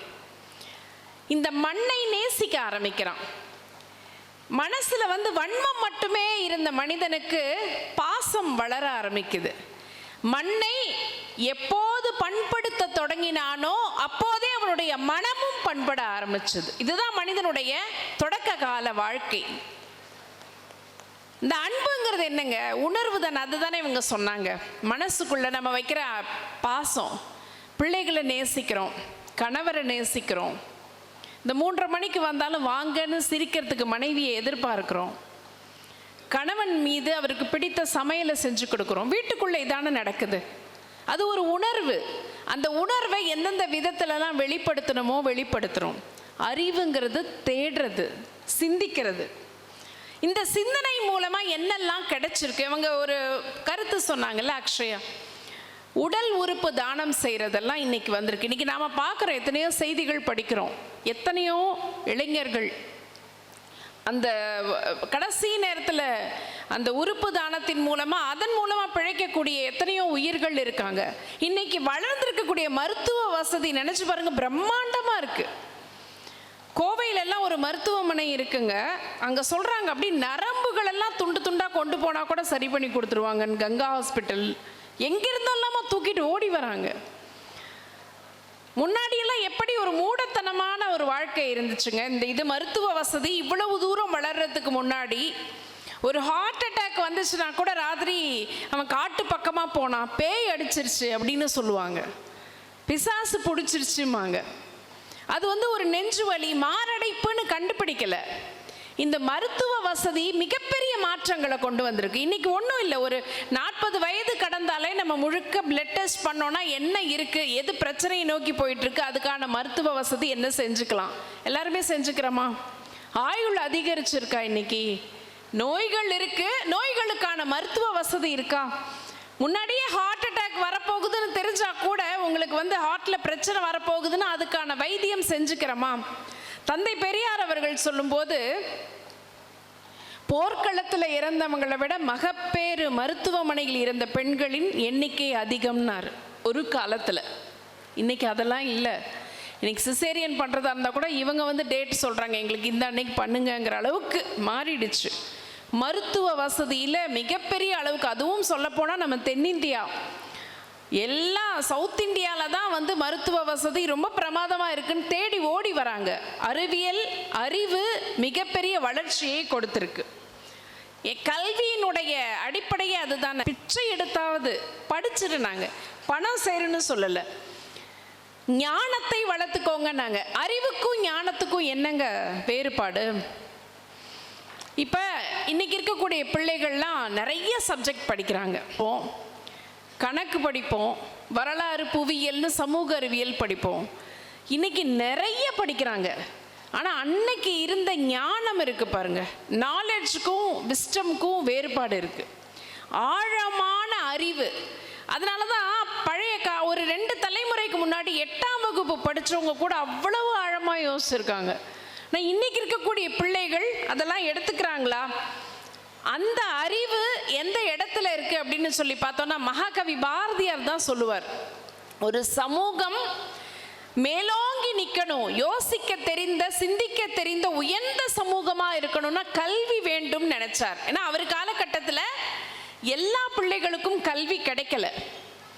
அதனாலதான் பணம் வச்சிருக்கிறவங்க எல்லாம் வேற ஒன்றும் செய்ய வேண்டாம். இங்க எப்படி இத்தனை அமைப்புகள் சேர்ந்து புத்தக திருவிழாக்கு ஒன்று சேர்ந்திருக்கிறீர்களோ அப்படி அவர் சொன்னார், அறிவுக்கான பணி செய்ய வேண்டும் என்று சொன்னால் கல்விக்கான பணியை முன்னெடுப்பு செய்ய வேண்டும். நிதி மிகுந்தவர் பொற்குவை தாரீர், நிதி குறைந்தவர் காசுகள் தாரீர், ஆண்மையாளர் வீரம் நல்கீர், அதுவும் மற்றவர் வாய்ச்சொல் அருளீர், எவையும் நல்கி இங்கு எவ்வகையானும் இப்பெருந்தொழில் நாட்டுவம் வாரீர்னார். பணம் நிறைய வச்சிருக்கீங்களா? அப்படியே கொடுத்துருங்க, மூட்டையா கொடுங்க. இல்லையா சில்லறை காசுகள் கொடுங்க. சரி, காசு பணமே இல்லையா, உங்களோட உழைப்பை கொடுக்க முடியுமானா கொடுங்க. இது எதுவுமே கொடுக்க முடியலன்னா கூட கல்வி பணிக்கான ஆலோசனைகள் நீங்க ஏதாவது சொல்லுங்க. இதில் எதையாவது ஒன்று கொடுத்து இந்த அறிவை வளர்க்கக்கூடிய பெருந்தொழிலை, பணியை செய்வதற்கு வாருங்கள்னு அறைக்கூவல் விடுத்தார். ஏன்? இந்த சமூகம் உயர்ந்த சமூகமாக வர வேண்டும் என்று. லியோ டால்ஸ்டாய், காந்தியடிகள் பின்பற்றியவர். லியோ டால்ஸ்டாய் சொல்றார் ஒரு இடத்துல, ஒரு இளைஞனுக்கு அறிவார்ந்த பெண்ணை தோழமையாக செய்து விடுங்கள், அது மட்டுமே போதுமானதுங்கிறார். அறிவு தான் ரொம்ப முக்கியமான இடத்துல நிற்குது. இன்னைக்கு நம்ம ஒட்டுமொத்தமான உலக அளவில் பார்த்தோம்னா எடிசன் எல்லாம் கூட சொன்னாங்க. இங்க எடிசனுடைய அன்பையும் சொன்னாங்க, அறிவையும் சொன்னாங்க. அவருக்கு கொஞ்சம் காது மந்தம் தான், ஆனால் அவரால் தான் பிரகாசமான ஒரு பல்பை கண்டுபிடிக்க முடிந்தது. இன்னைக்கு நம்ம பயன்படுத்தக்கூடிய இந்த 2 நூற்றாண்டுகளில் உலகம் முழுக்க அதிகமான மின் சாதனங்களை கொடுத்த பெருமை எடிசனுக்கு தான் உண்டு. டாக்டர் இவங்க மேடம் கியூரி அவங்க இந்த இதுக்கு ரேடியம் கண்டுபிடிச்சாங்க பாருங்க, அதனுடைய கதிர் இயக்கம் தாக்கியே இறந்து போனாங்க. இவங்களாம் எதுக்காக இந்த உலகத்துக்கு இதெல்லாம் கொடுத்துருக்காங்கங்க? அவங்களுக்கு என்ன அவசியம் இருக்கு? அவங்களுக்கு குடும்பம் இருக்கு, அன்பான வாழ்க்கை இருக்கு, யாரும் நினைக்கல. மனித குலத்தினுடைய மகிழ்ச்சிக்காக தங்களுடைய அறிவினால் தங்களுடைய உயிரையும் அர்ப்பணித்து சேவை செய்தவர்கள் இவங்கெல்லாம். ஹெலன் கெல்லர் அவங்களுக்கு கண்ணு தெரியாது, ஆனா அவங்க ஜவஹர்லால் நேருவை கண்ணு தெரியாமலே இப்படி தடவி பார்க்கறாங்க. கிரேக்க நாட்டினுடைய சிற்பத்தின் சாயலாக இவர் இருக்கிறார் அப்படின்னு சொன்னாங்களாம். அவ்வளவு அறிவுபூர்வமானவர்கள்.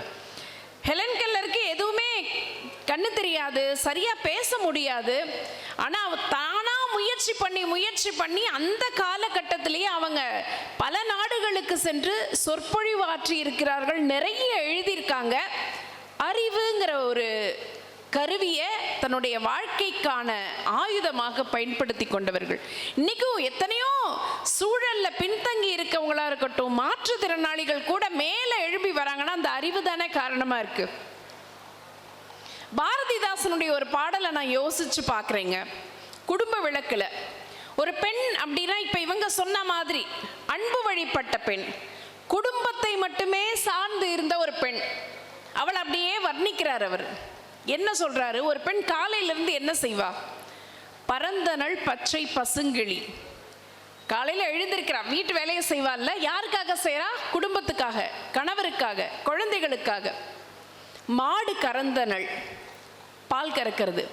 வீட்டை நிறம் புரிந்தனள், வாசல் தெளிச்சு வீடெல்லாம் மெழுகிறது. செம்பு தவளை செழும் பொன் ஆக்கினள், செம்பு தவளையில விளக்கி வைக்கிறது. பற்ற வைத்த அடுப்பினில் விளைத்த அப்பம் அடுக்கி, காலையில அடுப்பெல்லாம் மெழுகி அதுல அப்பத்தை சுட்டு வச்சு, குடிக்க இனிய கொத்துமல்லி நீர் இறக்கி, கொத்துமல்லி தண்ணி, மல்லி தண்ணி போட்டு வச்சு, காஃபி டீ எல்லாம் இல்லை, மல்லி தண்ணீர் போட்டு வச்சு, நிறக்க அன்பு நிறைய பிசைந்த முத்தான வாயால் முழுநிலா முகத்தாள் அத்தான் என்றனள். அழகியோன் வந்தான். காலையில டிஃபன் தண்ணி எல்லாம் ரெடி பண்ணி வச்சுட்டு அத்தான்னு கூப்பிடுறான். அழகியோன் வந்தான். வந்த கணவன் மகிழும் வண்ணம், அவன் சந்தோஷப்படுற மாதிரி குளிர்புணல் காட்டி குளிக்க சொல்லி, துளி தேன் சூழும் களிவண்டு போல அன்பனின் அழகிய பொன்னுடல் சூழ்ந்து மின்னிடை தவள முன்னின்று உதவி பிள்ளைகள் என்றனள். கிள்ளைகள் வந்தனர். வேற ஒன்றும் இல்லை, காலையில் எழுந்த உடனே வீடு வாசல்லாம் பெருக்கி சமையல்லாம் பண்ணி கணவரை கூப்பிட்டு அவருக்கு குளிக்க தண்ணி எடுத்து வச்சு குழந்தைங்களெல்லாம் கூப்பிட்டு அவங்கள பள்ளிக்கு அனுப்புறதுக்கு தயாராகிறா. இதுதான் ஒரு குடும்ப தலைவியினுடைய பங்களிப்பாக அன்றைக்கு இருந்தது. அன்பு நிறைந்த ஒரு வாழ்க்கை. ஆனால் இன்றைய அறிவார்ந்த சமூகம் ஒரு பெண்ணை எப்படி பார்க்கிறது அப்படின்னு சொன்னால், ஸ்பேஸ்க்கு அனுப்பி நம்ம பார்த்துட்ருக்கோம். சுனிதா வில்லியம்ஸ் என்கிற ஒரு பெண்ணை எப்படி எல்லாரும் ஆர்வமாக பார்த்தோம். இன்னைக்கு அவங்களை பின்தொடர்ந்து எத்தனையோ கல்லூரி மாணவிகள் நம்ம ஊர்லேயே அவங்கள ஒரு பெரிய முன்மாதிரி பெண்ணாக வைத்துக்கொண்டு அறிவியல் விஞ்ஞானத்துறையில் ஈடுபடக்கூடிய பெண்கள் நிறைய உருவாகி இருக்காங்க. வெளிநாட்டு அரங்குகளில், வெளிநாடுகளில் இன்னைக்கு நீங்கள் பார்த்தீங்கன்னா அமெரிக்காவாக இருக்கட்டும், இல்லை இங்கிலாந்து நாடாக இருக்கட்டும், இந்திய இளைஞர்களை பார்த்தால் அச்சமுறுகிற அளவிற்கு இந்திய இளைஞர்களுடைய அறிவு வளர்ச்சி நிலை உயர்ந்திருக்கிறது. உண்மையா இல்லையா? மைக்ரோசாஃப்ட் நிறுவனமாக இருக்கட்டும், எல்லா பெரிய நிறுவனங்கள்லையும் இந்திய இளைஞர்கள் தான் இருக்காங்க. நிறைய சட்டத்திட்டங்களை ஏன் மாற்றிக்கிட்டே இருக்காங்க? அங்கே இருக்கக்கூடிய இடங்களை எல்லாம் நம் வீட்டு பிள்ளைகள் ஆக்கிரமிப்பு செய்து விடுகிறார்களோ என்ற அச்சம் அவர்களை தொட்டு கொண்டிருக்கிறது. எதன் வழியாக? அறிவின் வழியாக. அப்படின்னு சொல்லி பார்த்தா இன்றைய உலகம் அறிவை நோக்கி முன் சென்று கொண்டிருக்கிறது அப்படின்னு இவங்கெல்லாம் சொன்னதை வச்சு பார்க்கும்போது அறிவுதான் மனித குலத்தினுடைய மலர்ச்சியை, மகிழ்ச்சியை, வளர்ச்சியை தீர்மானித்திருக்கிறது அப்படின்னு சொல்லி முடிக்க முடியாது. அன்பு, அன்புங்கிறது அன்பிற்கும் உண்டோ அடைக்கும் தாழ். ஒருத்தவங்களை நம்ம நேசிக்கிறோம், அன்பு காட்டுறோம், ஏதாவது அதை வச்சு நம்ம இவ்வளோதான் அப்படின்னு சொல்லி அதுக்கு ஒரு வரையறை போட முடியுமா? அன்புக்கு சுயநலம் உண்டா? இப்போ இவங்க சொன்னாங்கல்ல, அன்புங்கிறது முட்டாள்தனமானது. உண்மையான அன்பு அதுக்கு சுயநலம் உண்டா? இவங்க கேட்ட கேள்வி. அதுக்கு பகை பார்க்க முடியுமா? சமயவாதிகள், ஆன்மீகவாதிகள் எல்லாருமே வலியுறுத்தியது அன்பு தானங்க. திருமூலர் ஒரே வார்த்தையில் சொல்லிட்டார், அன்பே சிவம். கடவுள் அப்படின்னா அது அன்பு தான். நபிகள் நாயகமும் அதான் சொல்றாரு, தாயின் காலடியில் தான் சொர்க்கம் இருக்கிறதுங்கிறார். புத்தர் ஒரு ஆடை பலியிடும் முன்னாடி தோளில் போட்டுக்கிட்டாராம், என்னை அதற்கு பதிலாக நீ வெட்டி வீழ்த்து அப்படின்னு சொன்னாராம். எல்லாருமே அன்பை நேசித்தவர்கள் தான், அன்பை போற்றியவர்கள், அன்பின் வழியாக இந்த உலகத்தை இயங்க சொன்னவர்கள். இயேசுநாதர் அதான் சொன்னார், ஒரு கன்னத்தில் அறைந்தால் நீ மற்றொரு கன்னத்தையும் காட்டு. பொறுமையா இருங்க, அன்பா இருங்க. பழைய காப்பியங்கள்லாம் எடுத்து பாருங்களேன். சமய காப்பியங்கள்ல எங்கெங்கேயோ இருந்தவங்கெல்லாம் சேருவாங்க ராமாயணத்தில். உலக தழுவிய சகோதரத்துவம். நிறைய குழந்தைங்க விவேகானந்தருடைய புத்தகத்தை வச்சிருக்கும் போது நான் அதுதான் நினைச்சேன். இங்கே இருந்து வெளிநாடுகளிலே இந்தியர்கள்னு சொன்னால் ரொம்ப மோசமானவங்க, படிப்பறிவில்லாதவங்க. இது ஒரு பாம்பு பிடிப்பவர்களுடைய நாடு, பரதேசிகளின் தேசம்னெல்லாம் சொல்லியிருக்காங்க, நினச்சிட்டு இருந்திருக்காங்க. அந்த நாடுகளிலே எல்லாம் சென்று அப்படியல்ல, எங்களுடைய நாட்டில் உயர்ந்த ஞானம் இருக்கிறது, உயர்ந்த அன்பு வாழ்க்கை இருக்கிறது, ஒழுக்கம் இருக்கிறது, விழுமியங்கள் இருக்கின்றனன்னு சொல்லி நிரூபித்து காட்டியவர் சுவாமி விவேகானந்தர். சகோதர சகோதரிகளேன்னு சொன்ன ஒரு வார்த்தை எங்கிருந்து எடுத்துக்கிட்டார்னு நினைக்கிறீங்க? நம்ம ராமாயணத்தில் உலகு தழுவிய சகோதரத்துவம். அதனால தானங்க ஒரு குகன் மாதிரியான ஒரு கங்கை கரை வேடனிடம் இருந்து தேனையும் மீனையும் பெற்றுக்கொண்டு ஒரு ராமன் தன்னுடைய தம்பியாக ஏற்றுக்கொள்ள முடிந்தது. ராமானுஜர் ஒரு சாதாரண மனிதர்களுக்கெல்லாம் எல்லாம் கிடைக்காது, வைகுந்தம் கிடைக்காது அப்படின்னு சொல்ல தன்னுடைய குருவினுடைய பேச்சை மீறி, பரவாயில்ல நான் நரகத்திற்கு சென்றாலும் பரவாயில்லை, சாமானியர்கள் சொர்க்கத்திற்கு செல்லட்டும் என்று அந்த மந்திரத்தை சொல்லி கொடுத்தார். அதுக்குள்ள என்ன இருந்ததுன்னு நினைக்கிறீங்க? அன்பு தானே இருந்தது. மக்கள் சேவையே மகேசன் சேவைங்கிறது சுவாமி விவேகானந்தர் சொல்லி தந்தது. இந்த அறிவு அப்படிங்கிறது இவங்க எல்லாம் சொன்னதை வச்சு பார்க்கும்போது நிறைய சாதனைக்கு உறுதுணையா இருந்திருக்கு, நிறைய சாதிக்கிறதுக்கு. இதுவரைக்கும் இதெல்லாம் செய்யலை, முதல்ல இதை கண்டுபிடிச்சது, முதல்ல வெற்றிகரமாக இதை செயல்படுத்தி காட்டியதுன்னு ஒவ்வொரு சாதனைக்கு பின்னாடியும் இருந்தது அறிவு அப்படின்னு சொல்லி பார்த்தா, சின்ன சின்ன மகிழ்ச்சிக்கு பின்னாடி இருந்ததுன்னா அன்பு தானங்க. இப்போ நம்ம வீட்டில் எடுத்துக்கோங்க, இப்போ தீபாவளி வரப்போகுது, எதில் சந்தோஷப்படுவோம்? ஊருக்கு போகிறோன்னா அந்த பாட்டி, வயசான பாட்டி, நடுநடுங்கிற கை தான், 10 ரூபா தான் வச்சுருக்கோம். 10 ரூபாய் வீட்டில் அதுக்கு தெரிஞ்ச அதிரசமும் வடையும் தான் சுட்டு வச்சுருக்கோம்.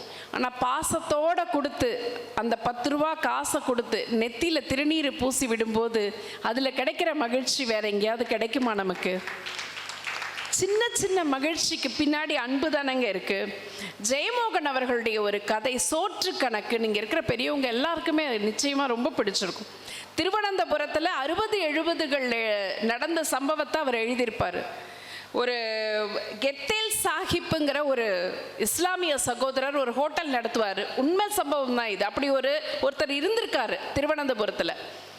அவருடைய பெரிய வசதியானவர்லாம் இல்லை, முரட்டுத்தனமான தோற்றத்தோடு இருப்பார் அந்த கதையில். ஆனால் அவர் என்ன பண்ணுவாருன்னா, ரொம்ப மணக்க கோழி குழம்பு, வறுத்த கோழி, மீன், இந்த வகையோட சாப்பாடு போடுவாராம். அந்த உணவகம் பார்த்தீங்கன்னா ஹோட்டல்லாம் ரொம்ப பெருசாலாம் இருக்காது, ஒரு சாதாரண கீத்து கொட்டகை. எப்போ 60-70களில் நடந்த கதை, கீத்து கொட்டகை. ஆனால் அங்கே உள்ளே போகிறவங்க வயிறு ரொம்ப சாப்பிட்டுட்டு காசெல்லாம் கொடுக்க வேண்டாமா, பக்கத்தில் ஒரு தகர டின் மாதிரி வச்சுருப்பாராம், எது முடியுதோ அந்த காசை போட்டுடலாம். ஒருத்தர் சாப்பாட்டுக்கே வழி இருக்காது, அவர் அந்த கதை சொல்கிறவர் சாப்பாட்டுக்கு சொந்தக்காரங்க வீட்டுக்கு தங்கி படிக்க வந்திருப்பார் திருவனந்தபுரத்துக்கு. அவங்க வீட்டில் அவங்க மாமா வீட்டுக்கு தங்கி படிக்க வந்திருப்பாரு. ஆனால் அவங்க மாமி வெறும் பழைய சோறு ஊறுகாய் வைப்பாங்க. ஊறுகாய் வச்சுட்டு கடைசி நாள் பார்த்து, எனக்கு அந்த மாத கடைசியில் நான் போட்ட பழைய சோறுக்கும் ஊறுகாய்க்கும் காசு வையின்னு சொல்லுவாங்க. கண்ணீர் வரும் இவருக்கு. அந்த காசை அடைக்கிறதுக்காக இவர் வேலைக்கு போவார். வேலை பார்த்து காசை இவங்களுக்கு கொடுத்து சாப்பாடு இல்லாமல் கஷ்டப்படுவார். கடைசியில் இப்படி ஒரு உணவகம் இருக்குன்னு தெரிஞ்சுட்டு அங்கே போவார். அங்கே போய் 5 வருஷமாக காசே கொடுக்க மாட்டார், நல்லா சாப்பிட்டு வருவார். அதுக்கு பிறகு வேலை கிடைக்கும், நல்லா வந்துடுவார். அந்த கதை முழுக்க என்னென்னா அந்த உணவகத்தோடையே பயணம் பண்ணுற மாதிரி இருக்கும். அதாவது அன்பு அப்படிங்கிறது வெறும் உணவு கொடுக்கறது ஒரு பெரிய அன்பு இல்லைங்க. அந்த உணவுங்கிறது வெறுமனே வயிற்றை நிறைக்கிறதுக்கு மட்டும் இல்லை, அது மனசை நிரப்பக்கூடிய ஒரு பந்தம்ங்கிறத ஜெயமோகன் அவ்வளவு அழகாக எழுதியிருப்பார். நீங்கள் சோற்று கணக்குங்கிற அந்த கதையை எடுத்து படித்து பாருங்க.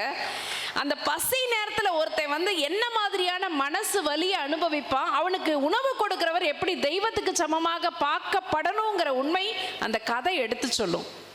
யாரோ தான் அவங்க, ஆனால் அந்த உணவு கொடுக்கறது மூலமாக, சாப்பாடு கொடுக்கறது மூலமாக எவ்வளவு பெரிய அன்பை பகிர்ந்துக்கிறாங்க. வேற ஒன்றும் இல்லை, இவங்க எல்லாம் சொன்னதை வச்சு பார்க்கும்போது சாதனையாளர்கள் ஒன்றும் இல்லை. இன்னைக்கு நம்ம ஊரில் விளையாட்டு வீரர்கள் நம்ம எல்லாம் ஆசையாக பார்க்குறோம். குகேஷ், பிரக்ஞானந்தா அறிவான பிள்ளைகள், செஸ் விளையாட்டில் வந்து உலக அளவில் போய் அடித்து தூள் கிளப்பிட்டு இருக்கிறாங்க. ஆனால் அந்த குழந்தைங்களுடைய அறிவுக்கு பின்னாடி நம்ம பார்க்கும்போது அவங்க அம்மாவோட தியாகம், அப்பாவோட தியாகம், அவங்க அம்மா கூடவே போகிறாங்க. அந்த பிரக்ஞானந்தா, வைஷாலி அந்த குழந்தைங்க கூடவே போகிறாங்க. அந்த குழந்தைங்க அங்கே போனால் கூட அவங்க வந்து ஒரு எலக்ட்ரிக் ஸ்டவ் வச்சுருக்காங்க, ரச சாதம் தான் கொடுக்குறாங்க. அவ்வளோ ஒரு எளிமை அந்த அம்மா. அந்த பையன் விளையாட விளையாட, அவங்க பையனும் பொண்ணும் விளையாட விளையாட இந்த அம்மா வெளியில் நின்று பார்த்துக்கிட்டே இருக்காங்க. அவங்க கணவர் வந்து பாவம், அவங்களும் ஒரு மாற்றுத்திறனாளி, ஊரில் விட்டுட்டு இந்த அம்மா தான் போகிறாங்க. ஒரு ஆடம்பரம் இல்லை, தன்னை வந்து பெருசாக முன்னிலைப்படுத்திக்கணுங்கிற எதுவும் இல்லை. தன்னுடைய குழந்தைங்க ஆசையாக இருக்காங்க, விளையாட தொடங்கினாங்க.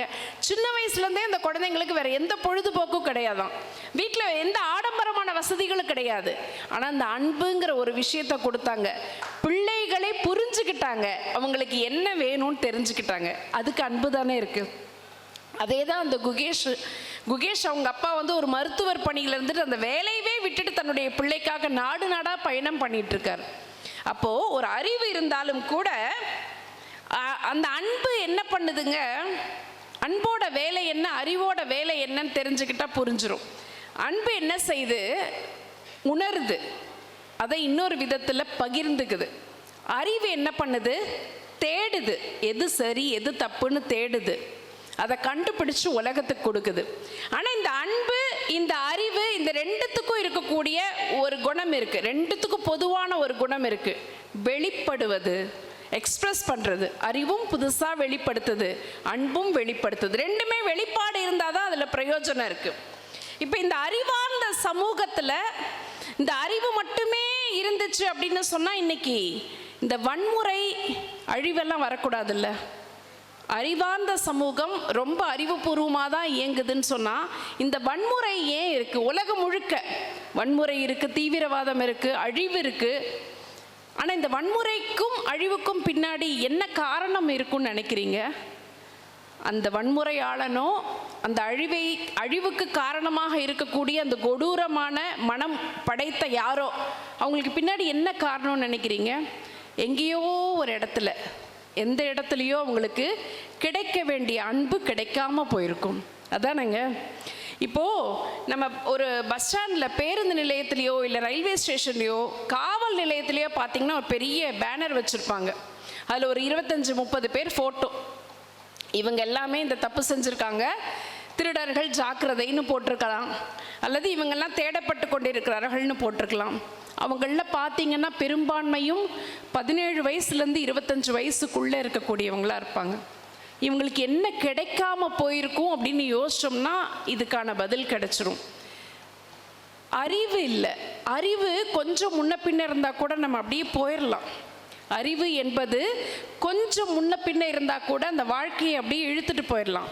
ஆனால் அன்பு கிடைக்காத இடத்தில் நன்றாக வளர வேண்டிய குழந்தைகள் வன்முறையாளராக வளருகிறார்கள். நல்ல வீடுகள்லையே இன்னைக்கு நாம் நினைக்கிறோம் இந்த சமூகத்தினுடைய பிரச்சனையின் காரணமாகவோ அல்லது குழந்தை சரியாக வளராதோ, அப்படிலாம் கிடையாது. நல்ல வசதியாக இருக்காங்க, அப்பா அம்மா 2 பேர் படிக்கிறாங்க, வேலைக்கு போகிறாங்க, கை நிறைய சம்பாதிக்கிறாங்க, நல்ல அந்தஸ்தில் இருக்காங்க. ஆனால் அந்த குழந்தைக்கு கொடுக்க வேண்டிய கவனிப்பு சரியான நேரத்திலே கவனிக்கலைனாலும் சரி, அளவுக்கு மீறி கவனிச்சாலும் சரி. பேராசிரியர் நமச்சிவாயம்னு ஒரு பெரிய பட்டிமன்ற பேச்சாளர் ஒரு ஐயா இருந்தாங்க. ஐயா சொன்ன மாதிரி தொடக்க காலத்தில் இருந்தவங்க, அவங்க ஒரு நிகழ்ச்சியில் சொன்ன தகவல், அவ்வை பாட்டி சொல்லுவாங்கல்ல, கொடிது கொடிது வறுமை கொடிது, அதனினும் கொடிது இளமையில் வறுமைன்னு சொல்லுவாங்க. அந்த ஐயா தான் ஒரு தடவை ஒரு நிகழ்ச்சியில் சொன்னாங்க, இளமையில் வறுமை கொடிதில்லம்மா, இளமையில் செழுமை தான் ரொம்ப கொடுமைனாங்க. செழுமைன்னா பிள்ளைங்க ஒன்று கேட்கும் போதே ரொம்ப அளவுக்கு மீறி கொட்டி கொடுக்கறது.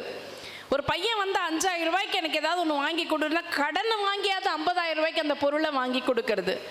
நான் தாண்டா கஷ்டப்பட்டேன், நீயாவது நல்லா இருன்னு சொல்லிட்டு தன்னுடைய நிலைமைக்கு மீறி அந்த குழந்தைக்கு கொடுக்கும்போது அந்த பிள்ளைகள் வளரும் போது பொருளின் மதிப்பும் தெரியறதில்ல, வாங்கி கொடுக்கக்கூடிய மனிதர்களையும் அவர்கள் புரிந்து கொள்வதில்லை அப்படின்னு சொல்லி சொன்னார். அது உண்மைதான். அன்பு சரியாக அவர்களுக்கு கிடைக்க வேண்டும். இன்னைக்கு இருக்கக்கூடிய சான்றோர் பெருமக்கள், காலம் காலமாக தோன்றிய சான்றோர்கள் அறிவான சமூகத்தை தான் உருவாக்க நினைத்தார்கள். இந்த சமூகத்தில் இருந்த மூடத்தனங்கள்லாம் இருக்கக்கூடாது, முற்போக்கு சிந்தனையோடு இருக்கணும், பரந்துபட்ட சிந்தனையாக இருக்கணும் அப்படின்னு எல்லாம் சொன்னாங்க. அறிவார்ந்த சமூகத்தை தான் எல்லோரும் விரும்பினார்கள். ஆனால் அந்த அறிவார்ந்த சமூகம் அன்பின் வழியாக செல்லும் போதுதான் மிகச்சிறந்த சமுதாயமாக மாறும். அந்த அன்பு குறைகிற இடத்திலே தான் இன்றைக்கு மனித சமூகம் நிறைய எதிர்பாராத தீமையான வன்முறைகளை எல்லாம் சந்தித்து கொண்டிருக்கிறது என்கிற காலத்தில் இன்னைக்கெல்லாம் நம்ம சுற்றுச்சூழல் பற்றியெல்லாம் எவ்வளவு பேசணும். அந்த யானை பற்றியெல்லாம் இவங்க சொல்லும்போது எனக்கு அதான் ஞாபகம் வந்துச்சு. ஒரு பல லட்சக்கணக்கான ஆண்டுகளாக இந்த பூமி மனிதர்கள் உருவாகிறதுக்கு முன்னாடியே தோன்றிடுச்சு. மனுஷங்களுக்கு முன்னாடியே சின்ன சின்ன பூச்சி இனங்கள்லாம் வந்துருச்சு. பூச்சி இனமாக இருக்கட்டும், பறவையாக இருக்கட்டும், விலங்காக இருக்கட்டும், இதெல்லாம் மட்டும் இந்த பூமியில் இருக்க வரைக்கும் இந்த பூமிக்கு அழிவே இல்லைங்களா? எப்போ இந்த பூமி முதல்ல அழிவை பார்க்க தொடங்குதுன்னா மனிதன் வந்த பிறகுதான் அழிவை பார்க்க தொடங்குது. இன்னும் சொல்ல போனா இன்னைக்கு காடுகள்லாம் நம்ம நிறைய அழிச்சிட்டோம். ஆங்கிலேயர்கள் ஆட்சி செய்யும் போது வைத்திருந்த காடுகளை கூட இன்றைக்கு நாம் காணாமல் செய்து விட்டோம்னு சொன்னா நாம் மட்டும் வாழ வேண்டும் என்று நினைக்கிறோம். நம்ம கூட சுத்தி இருக்கிற கோடானு கோடி ஜீவராசிகள்லாம் நம்ம கண்ணுக்கு தெரியறதே கிடையாது. நாம மட்டும் வாழணுங்கிற ஒரு சுயநலம் இல்லாமல் போக வேண்டும் என்று சொன்னால் நம்முடைய மனங்களிலே எல்லாம் அறிவு இருக்கட்டும், அறிவு போதுமான அளவு இருக்கட்டும். அதையும் தாண்டி வளர்ச்சிக்கு அப்படின்னு சொன்னா அறிவை மட்டும் எடுத்துக்கலாம். ஆனா ஒட்டுமொத்தமான மனித குலம் சண்டை சச்சரவு இல்லாம, எந்த பேதமும் இல்லாம ஒரு நல்ல சமுதாயமாக மகிழ்ச்சியோடு வாழ வேண்டும் என்று சொன்னால் அறிவை காட்டிலும் அன்பில்தான் இந்த மனித குலத்தினுடைய மகிழ்ச்சி நிறைந்திருக்கிறது என்ற தீர்ப்பு சொல்லி நல்ல வாய்ப்பிற்கு நன்றி பாராட்டி விடைபெறுகிறோம். நன்றி, வணக்கம்.